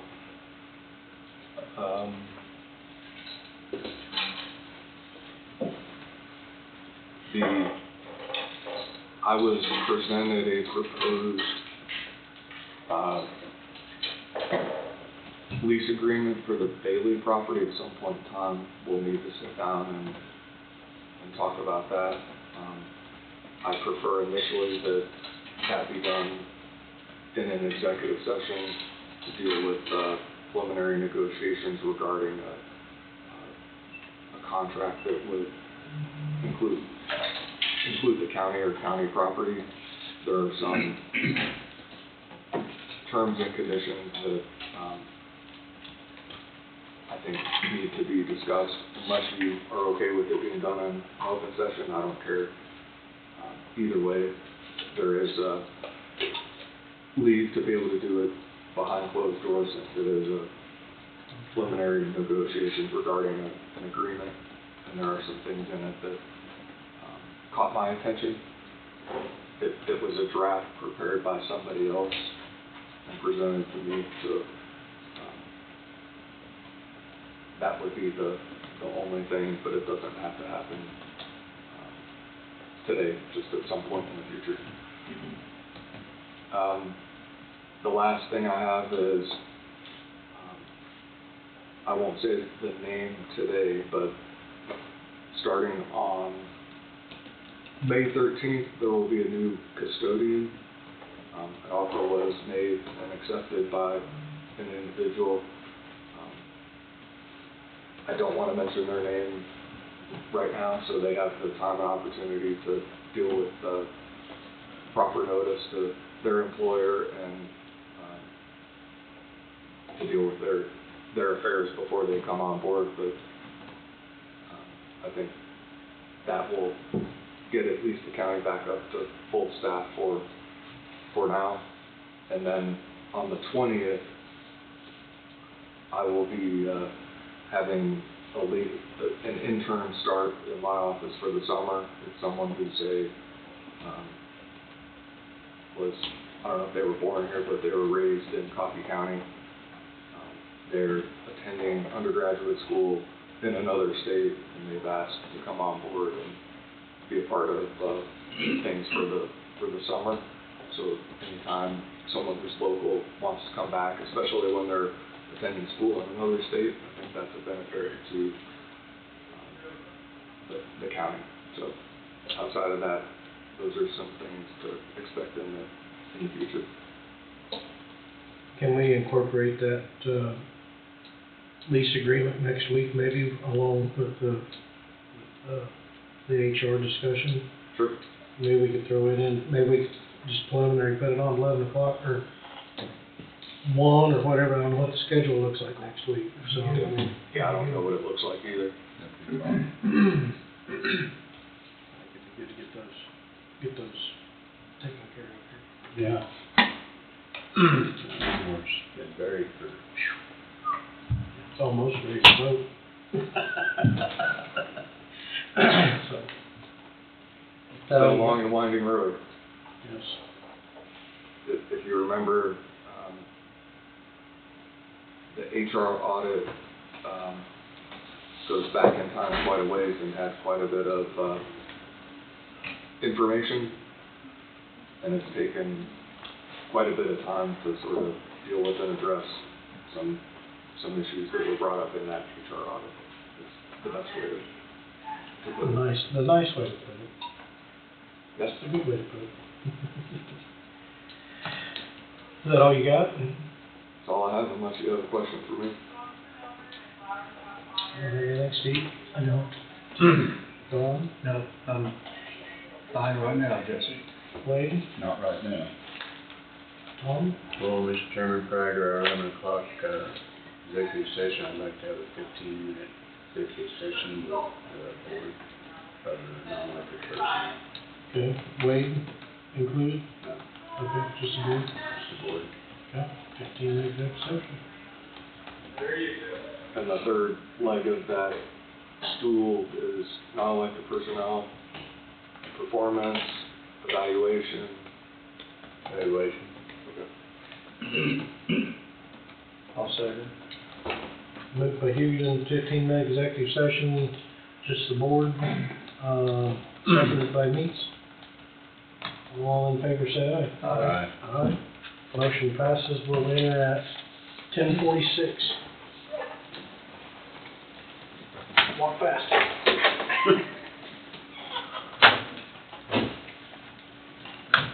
We'll do 20 or 30.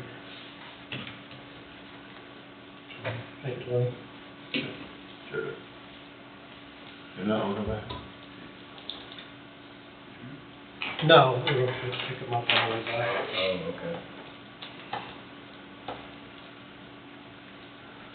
Motion to enter a 20-minute executive session.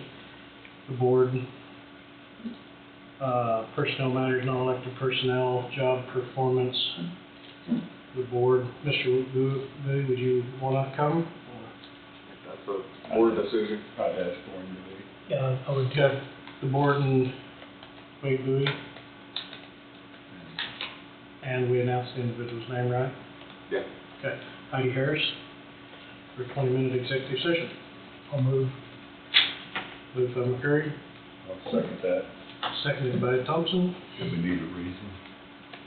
What we're going It was into? under the same, wasn't under the same, No. it was the same, but it was under the same job performance. Yeah, not only for personnel job performance, it's that third leg of the stool. Yeah.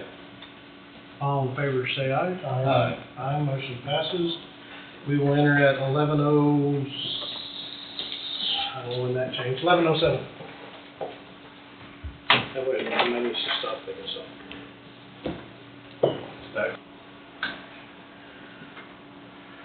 All right. I believe we got a motion to extend, another extension. 20 minute? Yes. I think we eat up 20 Yeah. minutes. Yeah, I think so. Another 20-minute executive session, same, under the same verbiage, same people. They just stayed down there, the other two stayed down there. Also move. I'd second that. Moved by me, seconded by Thompson. All in favor, say aye. Aye. Aye, motion passes. We'll enter at 11:31 for 20 minutes. Do you want me to You get right over. 20? 20?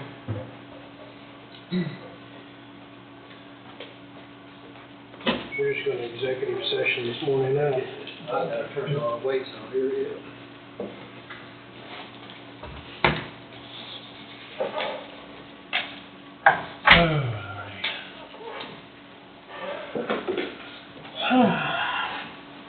Okay. Fire away, Wade. I'm requesting a 20-minute executive session. Actually, no action after the last executive session. Requesting a 20-minute executive session under the attorney-client exception to the Kansas Open Meetings Act. Myself and the board, and the third leg of that stool deals with internal policy,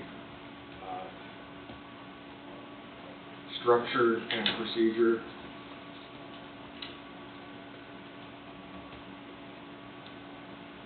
Is that it? Yep. I'll move. I'll second. Moved by Knight, seconded by McCurry.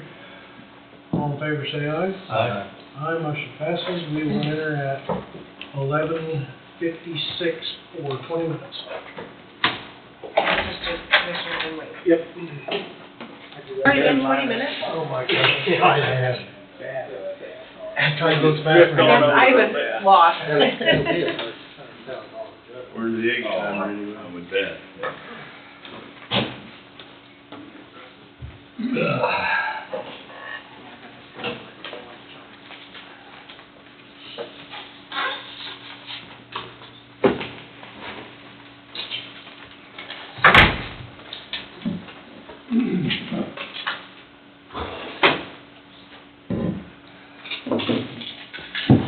Alright, we're back. No action being taken at this time based on the last executive session. So everybody want to do break an hour for lunch, come back, do checks and vouchers? It's whatever it is, I don't care. I Makes no just gotta difference. leave here at 3:30 is all I've Should be done got. by That should, then. I hope it's not that long. We've already got round table on the way. Except for Did you, Angie. Did you do it, Angie? Oh, I thought. oh, Well, I mean, sorry. I didn't really have Oh. anything other than just, Well, we can do that. tell you about the insurance. You know, We can do we'll that. get information out as soon as, probably this week, I think we'll get things nailed down and then, Dawn, your question on what we spent last year to this year. So this year, as of this month, we've spent $1,450,000 on 1,420. Okay. insurance, and then, my computer locked out now. Okay, and then last year, same time, I just did it through, well, March. Let's see.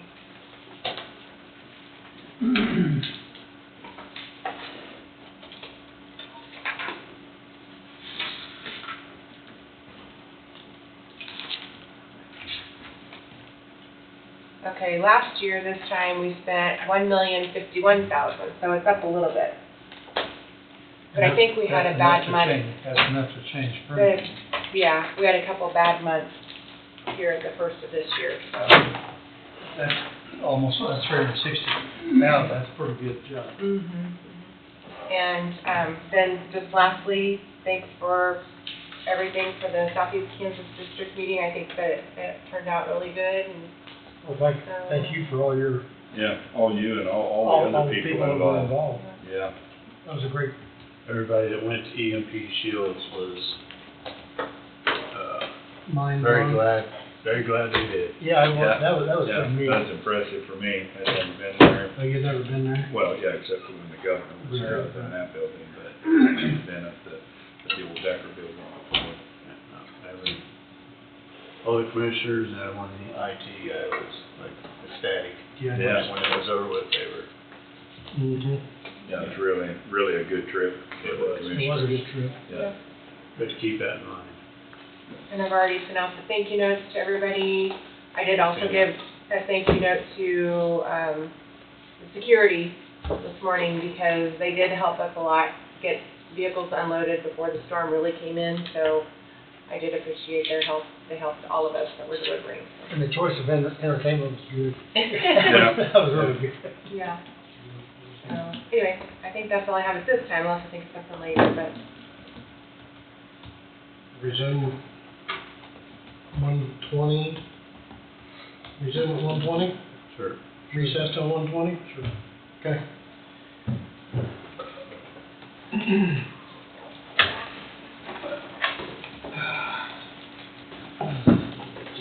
I won't get done after. We're back for an uneventful checks and voucher signing. Go through them kind of quick. A lot of them are just repetitious, mundane. Yep, that's what I went through.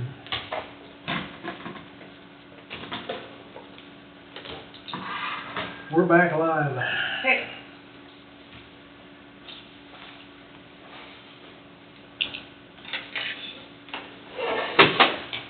All alive and sleepy. Yeah. Not me, I had a small one. I did too. I did.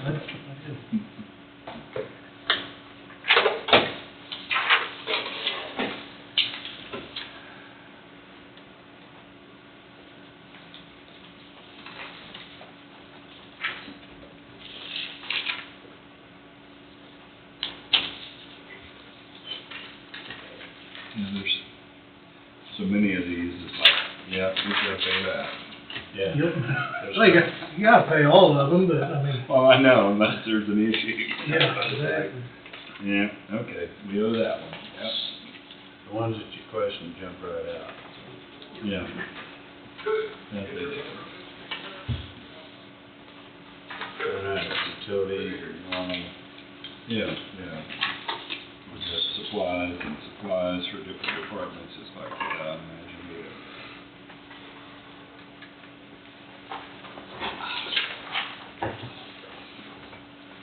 Hey, buddy. I forgot to mention to you guys, thought about it after I left, but the Judicial Nominating Commission met last Thursday. There were 3 applicants for the open judge position. The was due to the retirement of Judge Kimball, and a selection was made. An individual by the name of David Braun, who's an attorney out at Topeka, was selected. Okay. So, Will that be part of here? probably won't I'm not familiar with. really all ever that. see. Every now and then when there's a conflict or when there's somebody's ill or unable to sit on the bench, Judge Reynolds is who's here the majority of the time, but every now and then might have that individual come in and cover the court. I see. I was just curious. Yeah. He covered this, what's gonna happen. Where's his main position? Is that Yates Center? What's that? Where's his main position at? Yates Center? Ottawa? Oh, it is Ottawa? Yeah.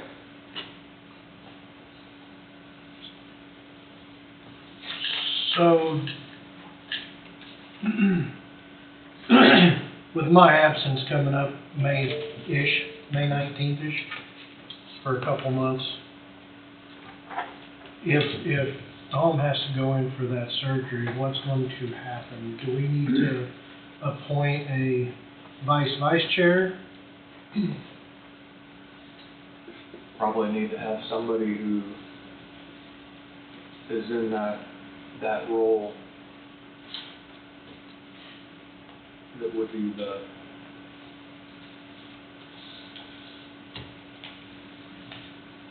what would we call it, what's that? Interim chairman or vice chair or whatnot.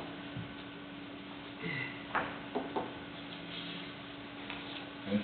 And I'm not sure who would want that.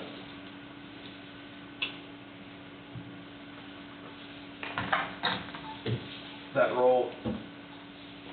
Well, I'd be willing to do that, other than I'm battling some health concerns myself, but I don't see that being an issue, but. I think that'd be a good idea. Thanks, Steve. Well, like I say, I've had mine planned for over a year, and Tom's got back issues that need to be addressed, and Right. I don't wanna, I'm leaving, so. Yeah, we understand. And, It don't make nurse me, I've done it for years, but if Tom, or if Wade wants to do it. Yeah, it makes me no difference Yeah. either. I'm not looking for the job. I made that clear when we were talking about nominations this last year. As far as I'm concerned, it's between you two. Yeah. I'm out.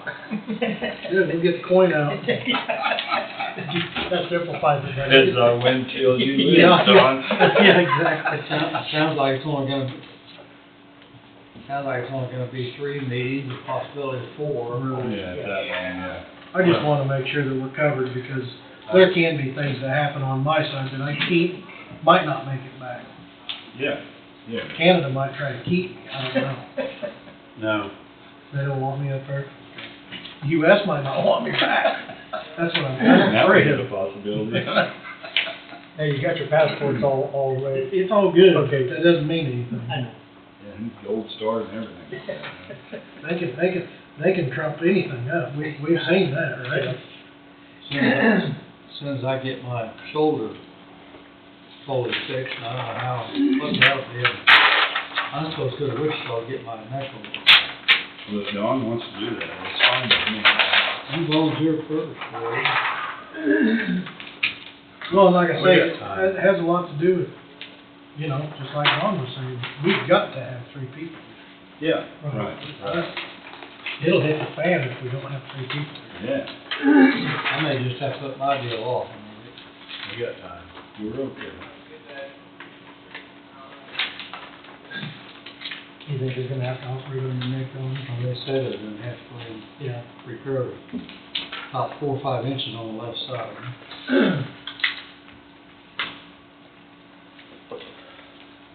It's a lot more uncomfortable now.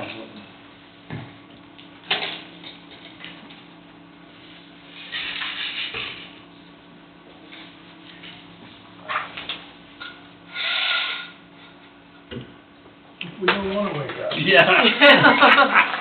Like, what's that about? Well, no, I'll take it a nice nap. Take advantage of this just walleye. sign it in, Yeah. I mean, these things here ain't too damn. you know, I'd just put a check mark if I was you. I'm about ready to. Yeah.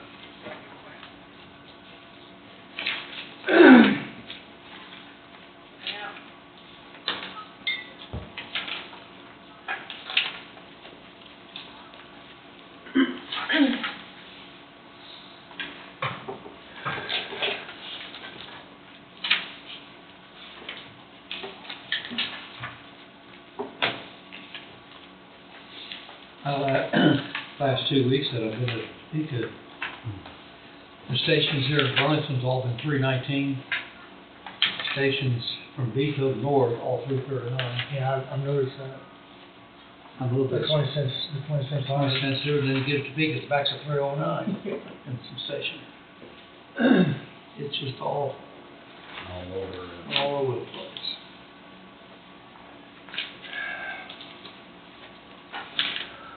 I'm not sure what Leo is right now. Asked my last week for a cert. I'm pretty well tuned. So next Monday, Wade, we've got the lease agreement discussion and then HR. Did we decide on HR for next week? The, policy Policy? manual, Yeah, policy manual. and to put the policy manual on in the afternoon, so that if it doesn't hijack somebody else's meeting time. Right. I mean, if we have to, if we need to, we can always move it prior to then, if we don't have much of a schedule. Yeah.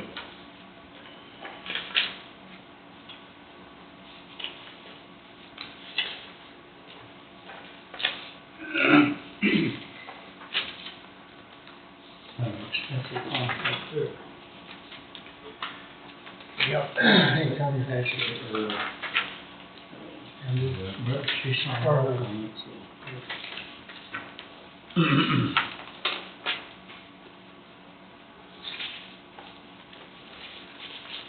Oh, what was the license?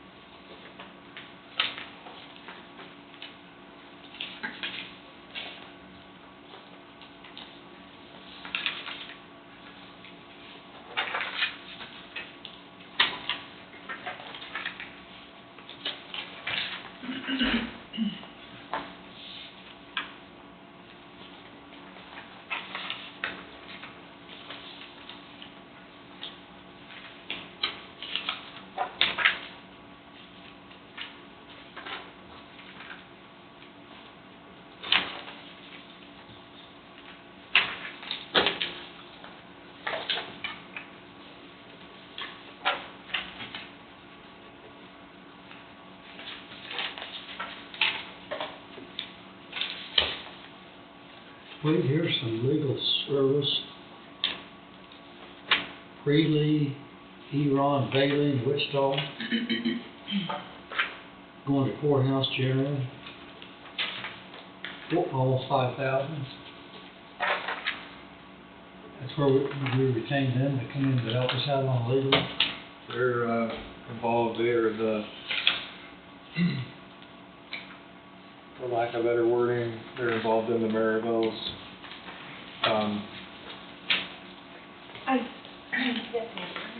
Although Where's that coming out of? Courthouse general, and I'm not sure that's where it needs to come out of. it probably needs to come out of be a legal service, I think. Well, so this is tied to Maryville, so it's a. Economic development. Economic development is We where, need to change that then. but there was another one previously, and that's where it came out of.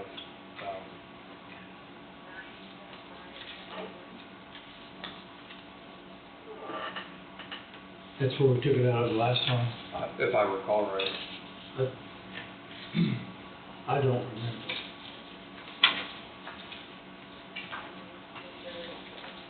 What's the voucher number on that?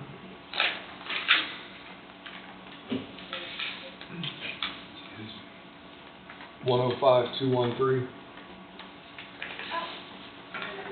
$49.90.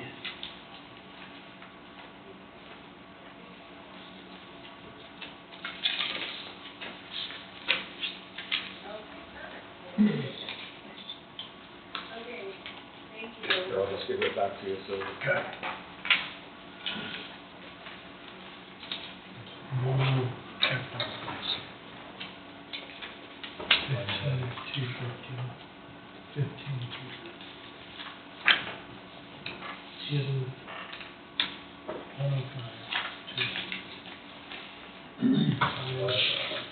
I guess I would just associate those with the court when they come in.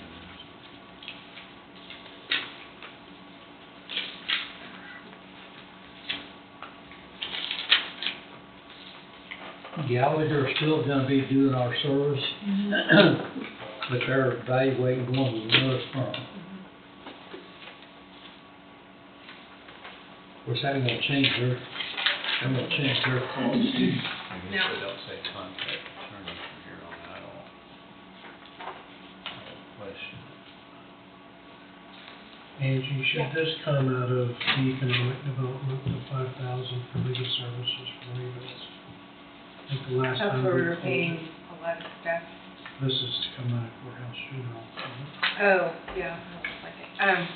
Well, we can do a journal entry if you want, or. It's whatever, they was just, they questioned it, that it should come out of economic development. Yeah, we can, if you want, I can write on there, a little journal entry, and I can write the journal entry number, Okay, and then. just about fingerprints off. Yeah. Okay, so keep it, Yeah, I'll have the. Well, he thought it might have been out of that account before it was, you probably ought to keep the same account. Right. Or change both. If it wasn't, then wherever it came out of last time, but.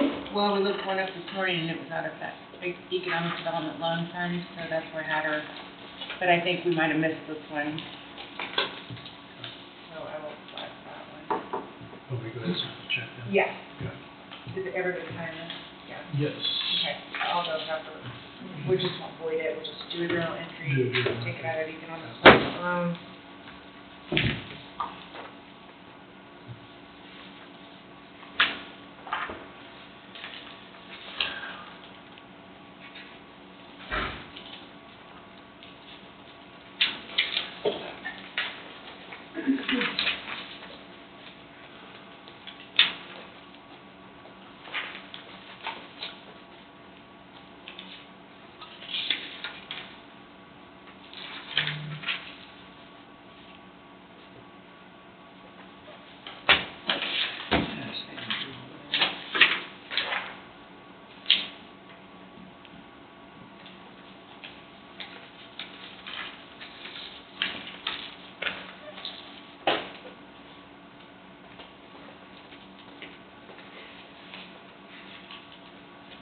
Here's one juvenile, $6,000 away, isn't it?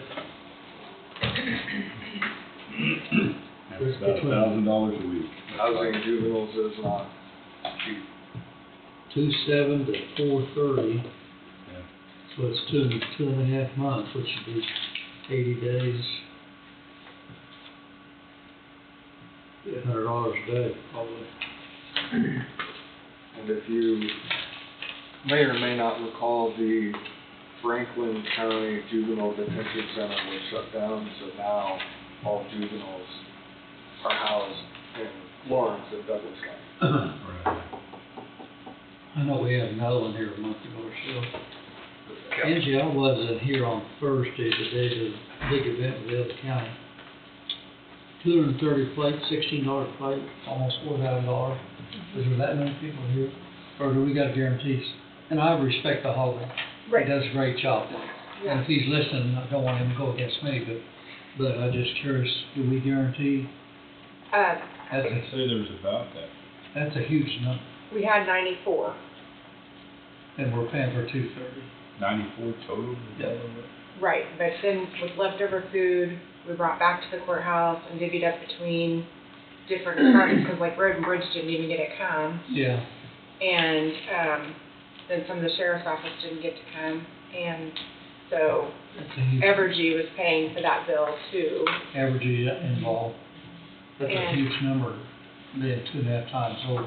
Well, that was including, okay, let me back up. I'm not exactly sure how many we fed down at the 4-H building, because employees did go down there. Mm-hmm. So we had 94 from other counties, and then that other amount would have been, so we were short about 50 from other counties. And then, Of what the original count was for. yeah, Yeah. so, you know, we probably had close to 180 down there or so. That gets it I was up. gonna say there was way more than 90 Yeah, there that Yeah. isn't there. That gets it up for you. Yeah. Yeah. Like I said, because I- county I- employees I've were been there, allowed, that was the purpose of closing the courthouse. We don't close the courthouse unless county employees are And you say Road and participating. Bridge didn't get to come, I mean, Road and Bridge did not, right, yeah, but we did send food down there. right. I'd like to minimize them to feature that day. Isn't it a good meal? It is. He does a good job. Yes.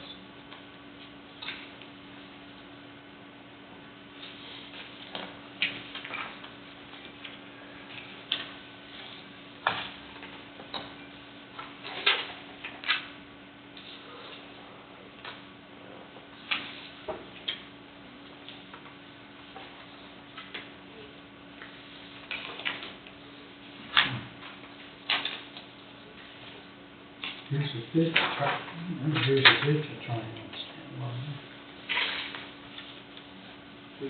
Number 6. We also had students down there, Don, that we fed for I knew helping. you had students. That's what, 10 students? 8? 10 or 12. Yeah. that's what all the counties do when you have, I know. We did that, okay. What do we do? But I can't do it until May 1st because the week was hit before. Right. Okay, here's There the, is, yeah, I've seen that, too. Mm-hmm.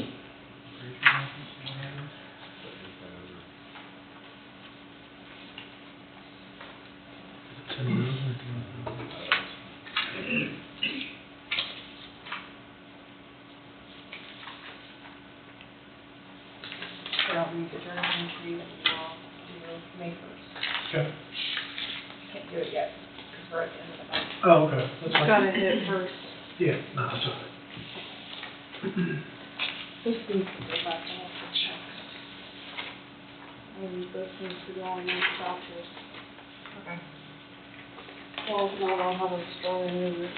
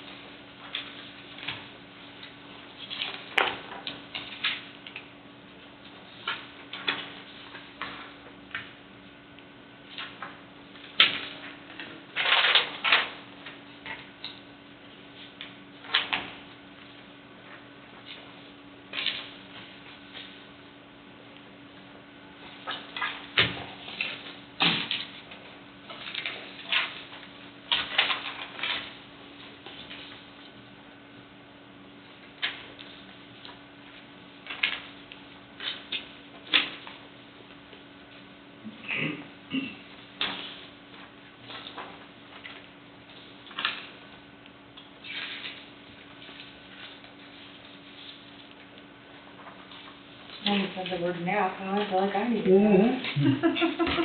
Where's that Red Bull at? And on the benefit management bill of $40,000, 31.4, that's specific premium. I don't remember seeing that, but I probably just overlooked it. Wonder what that specific premium is. I have to look at it, Don. 31.4, they don't show anything. I don't remember any of it that size. Probably just don't remember.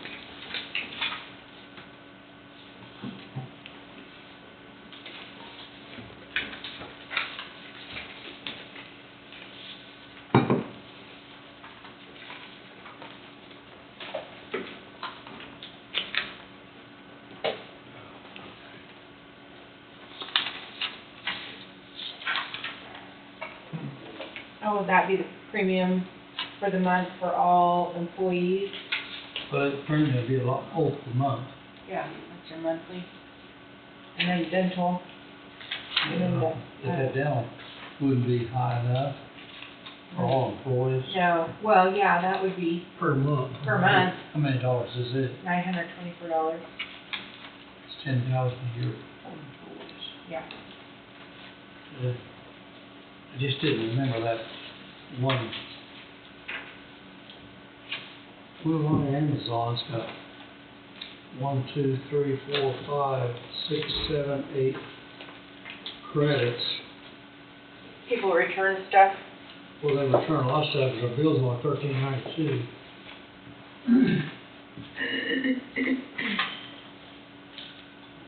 One nice thing about Amazon is easy to send back. Yeah. I mean, they make it pretty simple. I don't do anything with them.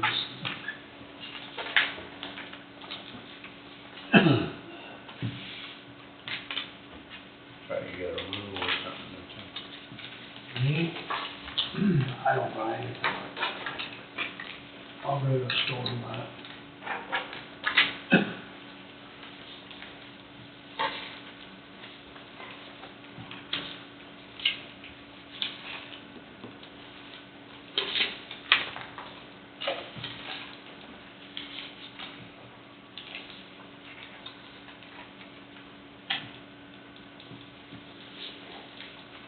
pretty much the way Most of my people don't get to shop online while they're working.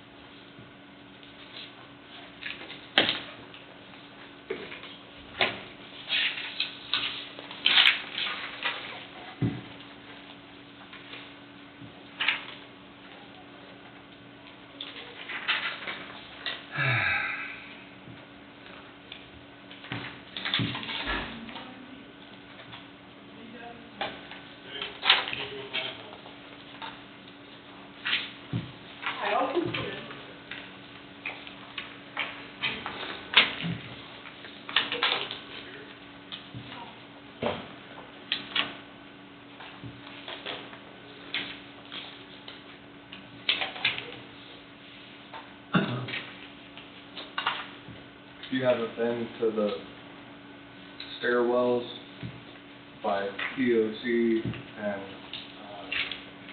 there's another stairwell the trustee has painted, we saw that Dr. come through. I thought. It took me a minute to recognize who that was, now I remember the conversation. He's doing a great job, and In fact, I think when he's done here, he has some work lined up, but that's what his, by trade, he's a painter, and if you go and look at where he's painted, You can tell? yeah, it's good work, and he takes pride in what he's doing. Good. Yeah, I think he painted in the basement, down by EOC and he's a pretty nice guy. Yeah. I mean, Yep.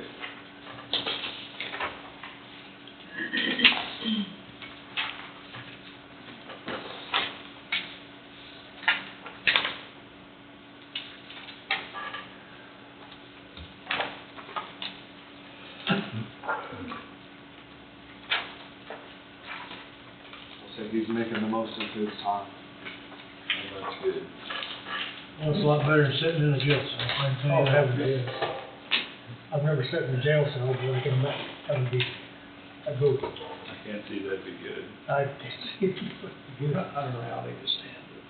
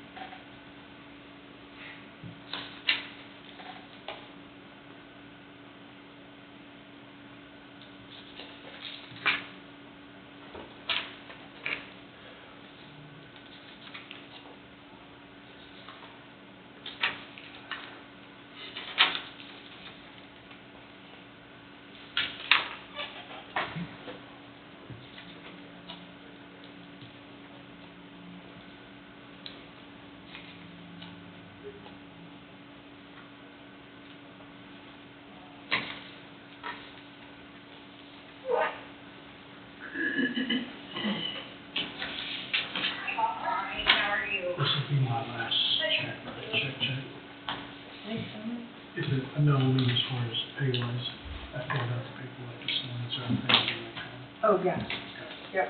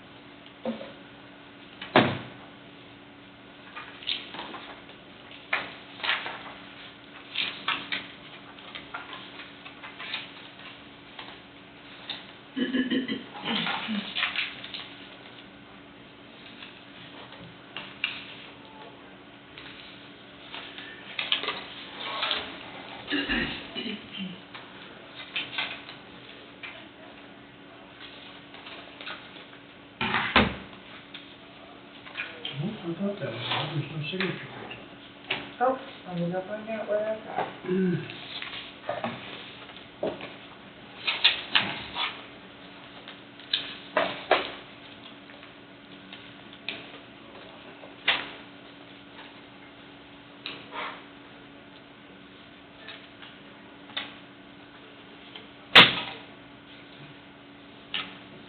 Anyway, I don't know about that book, but that book deal could go down to the court area or, What is it? Oh, it's some book that was dropped off here. Did everybody get one? Yeah. I think pretty much everybody got one, but I don't know if it goes down to the court area. Little kids could look at or whatever, someplace kids could look at, I guess.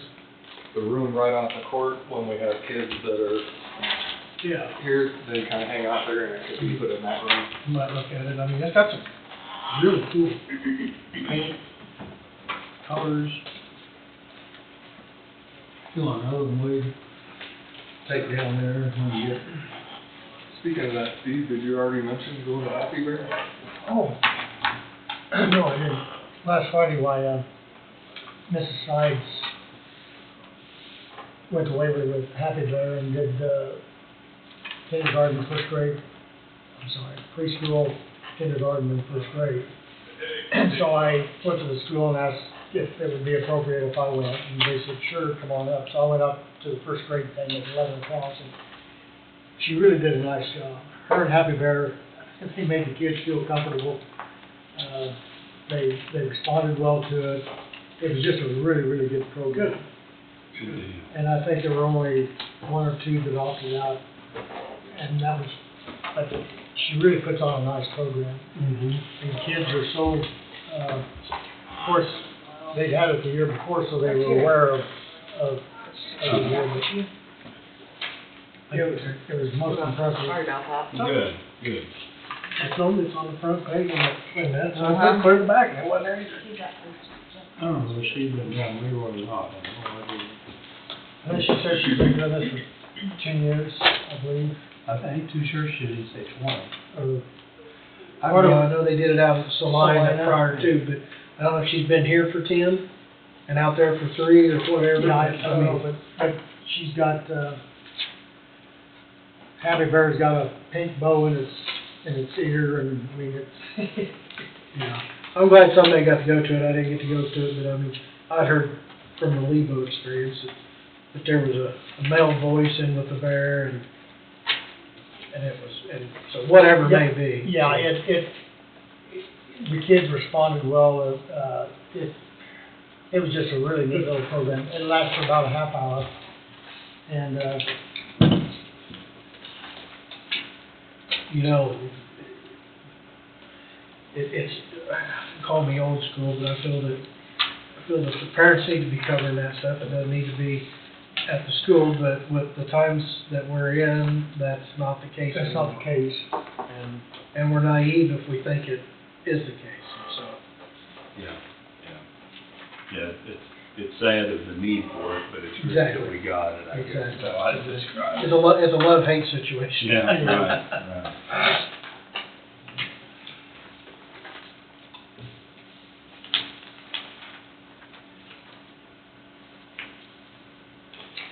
And what it does is make the little ones aware that it's all right to say something that is wrong. You know, how much they retain, I think they, Well, if they get just that much out of it, Steve. yeah, Worth it. yeah, That nobody should be telling them they have to keep something secret. that's right.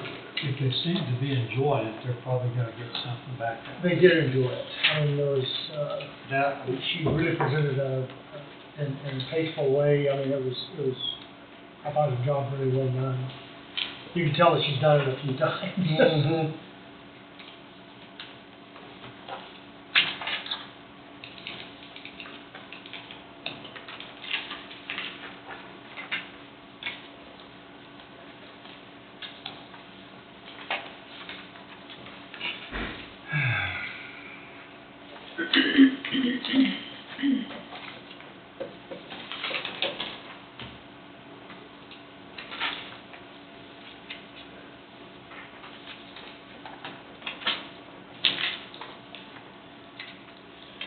You just asked me about that. I'll read that thing. It's,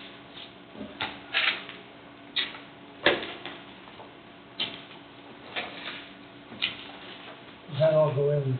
Yep. That, The green folder is the end of the first box. Well, before the green folder, I guess. everything before the reading. Yep. Okay.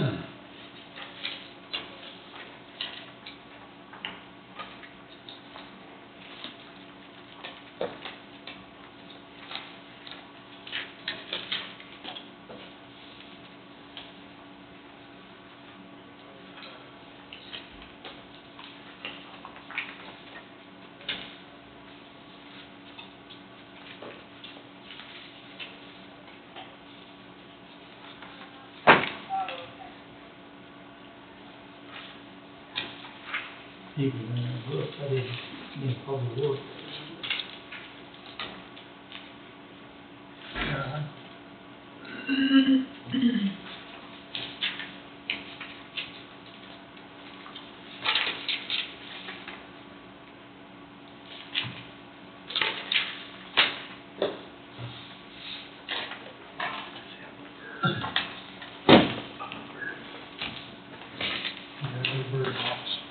Bird box, the bird flu box. Yeah. Thompson, bird flu box.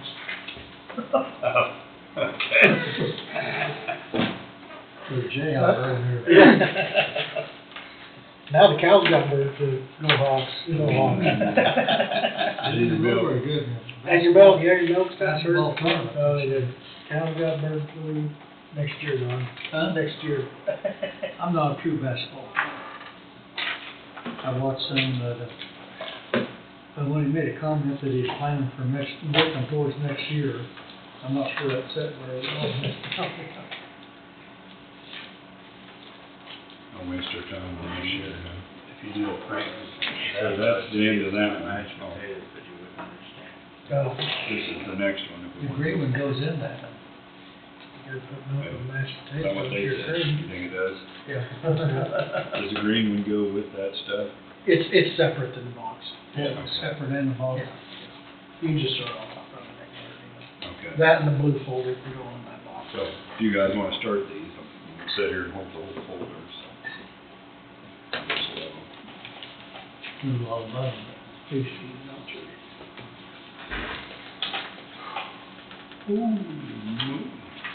Mm-hmm. Couple bucks. Big bucks in this folder.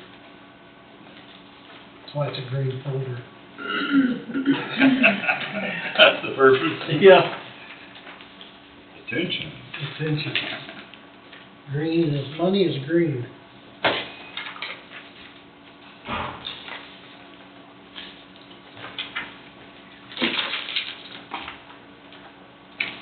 Funny story, we went to Topeka yesterday, and the kids, Colby and Heather, my son and his girlfriends, met us at the intersection. They're by Fawn and 50. He said, hey, where's the Sam's Club card at? Of course, crazy ass why, and he's like, well, we're gonna go to Topeka, we're gonna go to Sam's Club. All right, we're going to, we're driving home. So they rode up with us, West Tahoe. Well, we can always fold the back seat down. Get too much stuff. Well, needless to say, the back of the Tahoe filled up, the back seat in front was filled up, and they was sitting on top of each other, and there's passenger side front floorboard was full, and we still had about a half, 3/4 of the cart left. That's a pretty useless feeling when you're sitting there. We're loaded. We're loaded, and we'll have no Got hard to put it. Yep. So I said, well, all right, who do we know that's here in Topeka today? One person that we knew was at Menards. Oh, So yeah? we called him, and they come over, hauled the rest of our stuff over. This is not gonna end well. I'm not gonna want to drive back to Topeka today. Move that down your list of things to do next week. Yeah, exactly. Joy, huh? Yeah.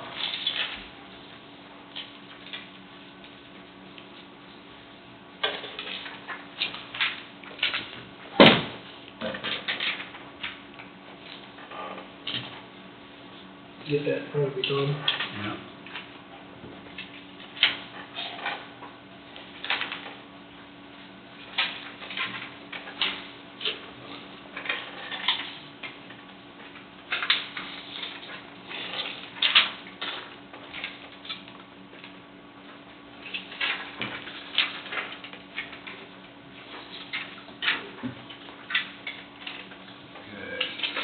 There we go. Yeah.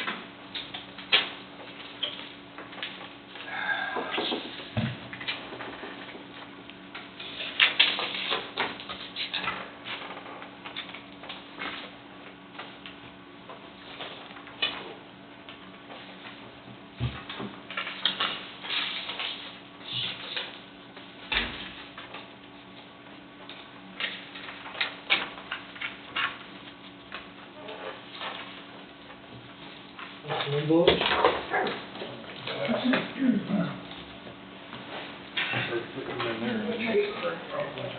I've got one. I know. And realize that it's just one throw them away, cold, I can use those blue folders too. Yeah, I saved mine, yeah, I gave mine to you. The bird ended up in there because it's on the bottom, is that right? I guess. Bottom of the set there? Upset some individuals.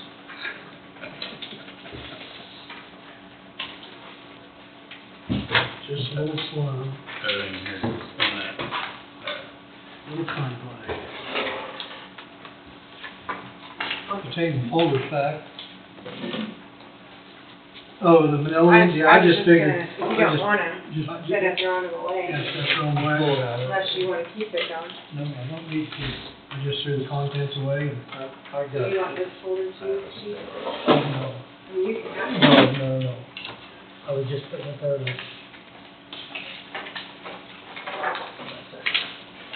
Wade, do you want this?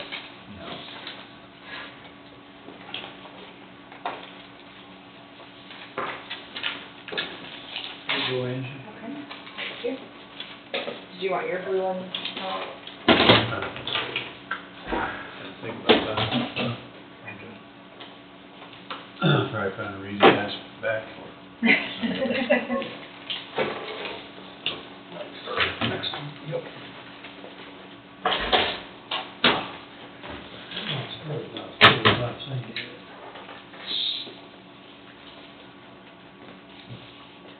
This all goes in that. Yes, yes, sir.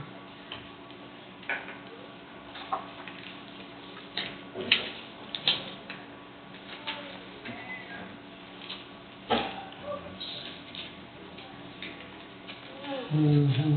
Mm-hmm.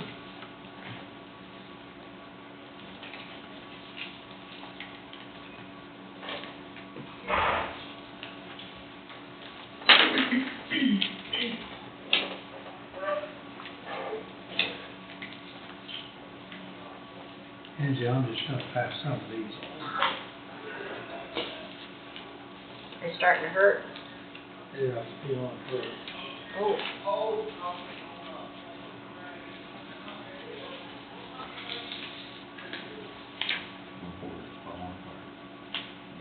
You'll need to get him some needle and thread, and we'll have to sew his neck back on. We can do a spinal tap here. Got a sharp knife, we can go in between the vertebrae. Relieve the pain somewhere, maybe. Once we get it.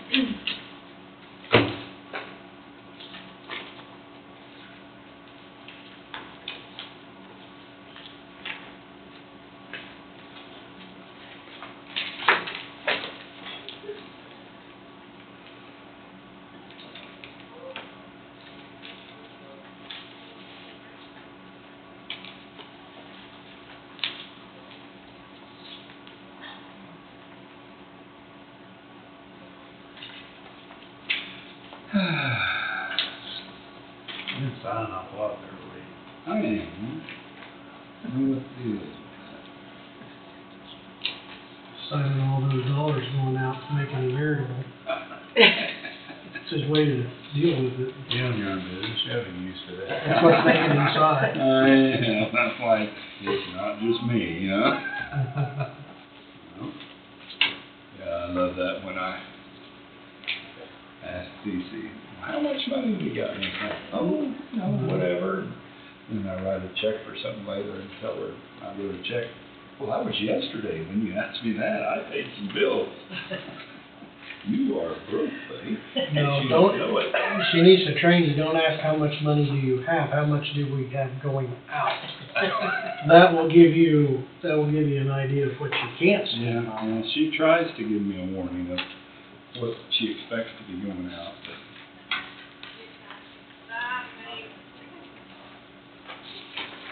Now, one thing, 100 can sure go away pretty quick. Whoa. Say that. What? Can sure go away pretty quick. I just. Blink of an eye. Good deal.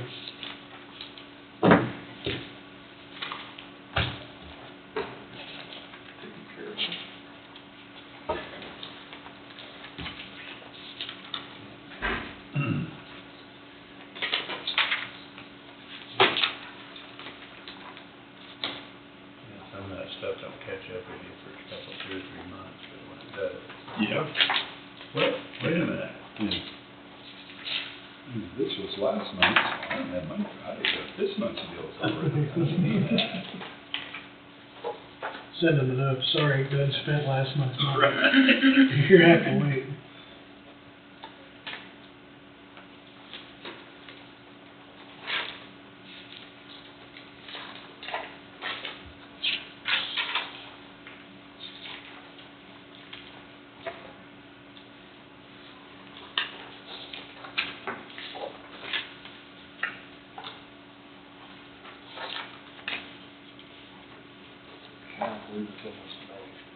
So I can't do it.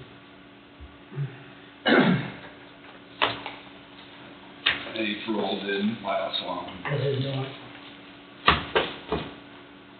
Just go ahead and start shopping for my Christmas present. It'll be here before we know You had better, more time to make a better it. selection. Right. No excuse about waiting until the last minute. Right. I was gonna say I forgot anyway. Exactly. I'm just gonna say I mailed it. Yeah.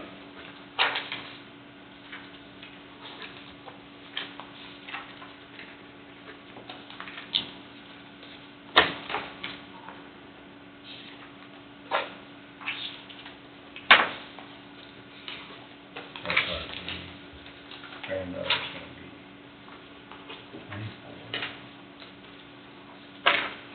She graduates 10.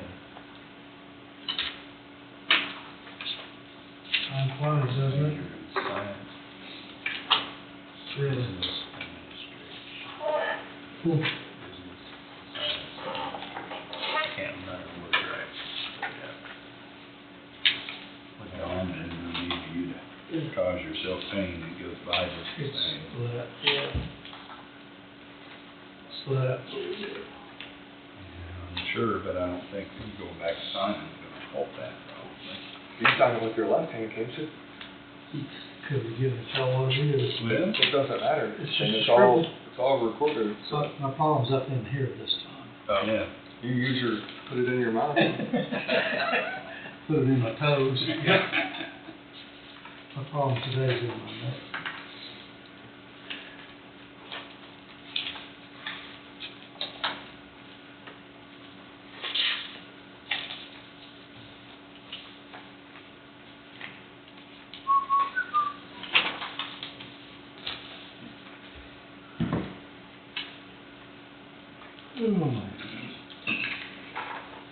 I probably have asked this, who owns Eagle Creek? Or, Bruce Davis. I'm sorry? Bruce Davis. Bruce Davis. Does he live there in Ridley? He's Opie, He's the Opie. Opie guy? One of the Davises over at Opie? Yes. And is there some other people involved in it too? It's on Derbyshire's property. Yeah. We're cranking out some material. Sure you saw Derek Schmidt put his name in for the federal election side Oh, really? last 26th, I think I saw, Friday. So, take, I think Jake LaTurner. Jacob Turner's taking this. Jake? Oh, he's not even running again. Oh, he's not? I thought here a month ago he was running. No, well, I think he was going to. I think he was involved in something, rerunning here a month or two ago. He decided, whatever happened, I mean, he decided not to run again. Yeah. And Eric's signing that area. Got last day to run for position, June something. June 3rd, at noon.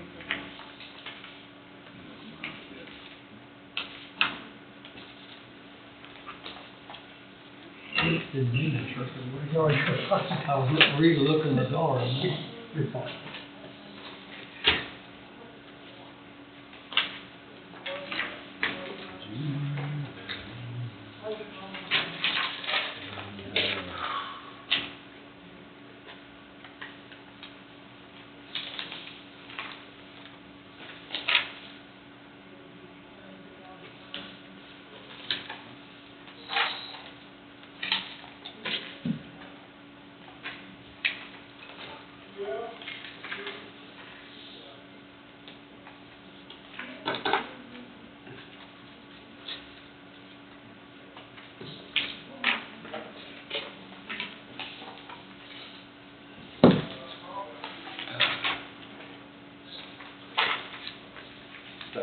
grass growing like crazy up at the Bailey property?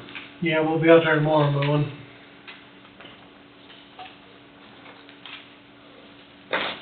Where that horseman's gotta be.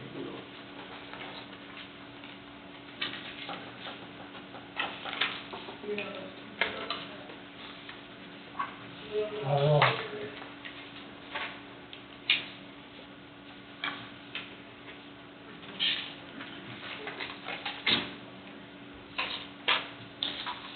It's weather permitting, it's supposed to be, it was wet there yesterday. I was over there yesterday late afternoon.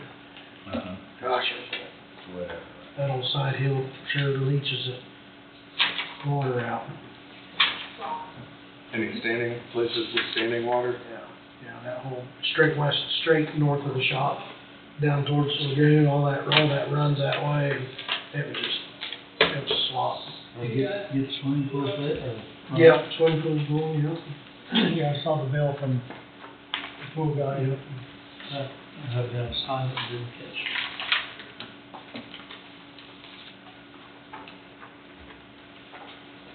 I got to put the camera in, or the cleaner, drop it inside.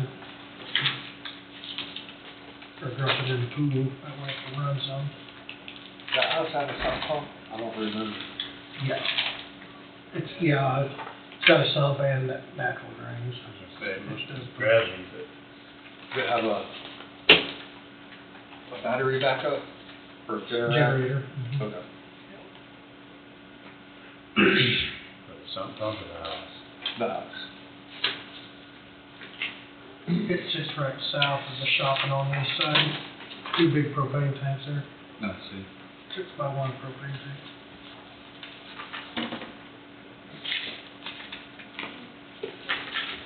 I know this backup generator is a little more expensive than they are. Depends on what kilowatt you want.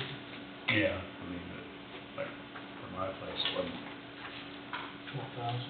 No. Is it generator? Yeah, 7.5 kW, was 2,200. Yeah, I think our 14 was like $16,000. 14 or 18 was like $16,000. That's what I said, 2,200. Is that what generator, does it cost you, Tom? 2,200. A generator? Yeah, backup for my house, How many square feet? 2,100. Is it natural gas, is it gas? Natural. Yeah, yeah.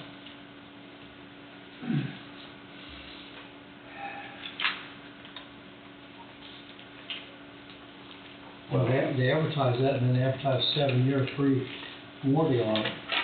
They give you a 7-year warranty on it, Tom? Well, I haven't really purchased it yet, I just did some pricing. I was over there. Yeah, I had a small engine, Mm-hmm. and he had generator stuff there, and I asked him, said the smallest one you got, because that's what my electrician said, just get a small one, just tired of that, you don't run everything, you know, run everything for days and days and days, just want to keep going. He suggested a 5, and the guy said the smallest I got is 7.25, it's $2,200. So do they install them? No, you have to have electricians install them.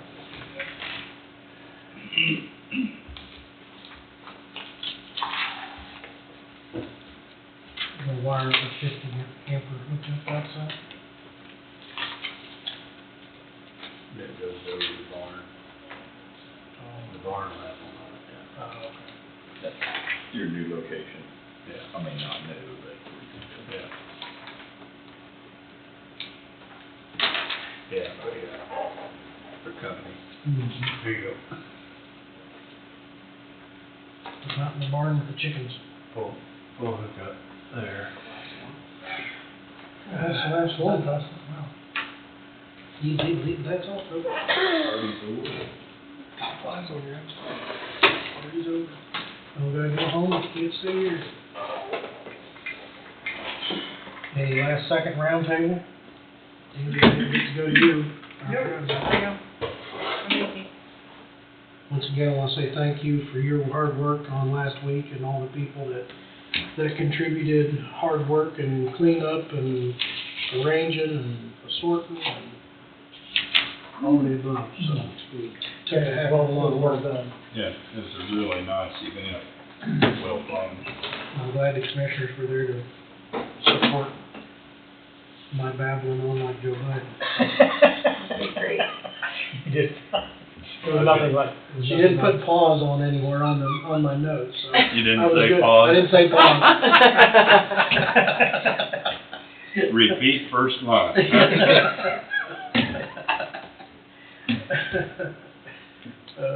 Well, I guess. Everybody's, what you got, last minute?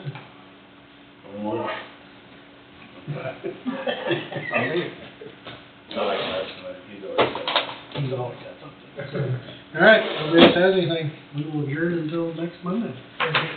Have a good 6 week, 2:20.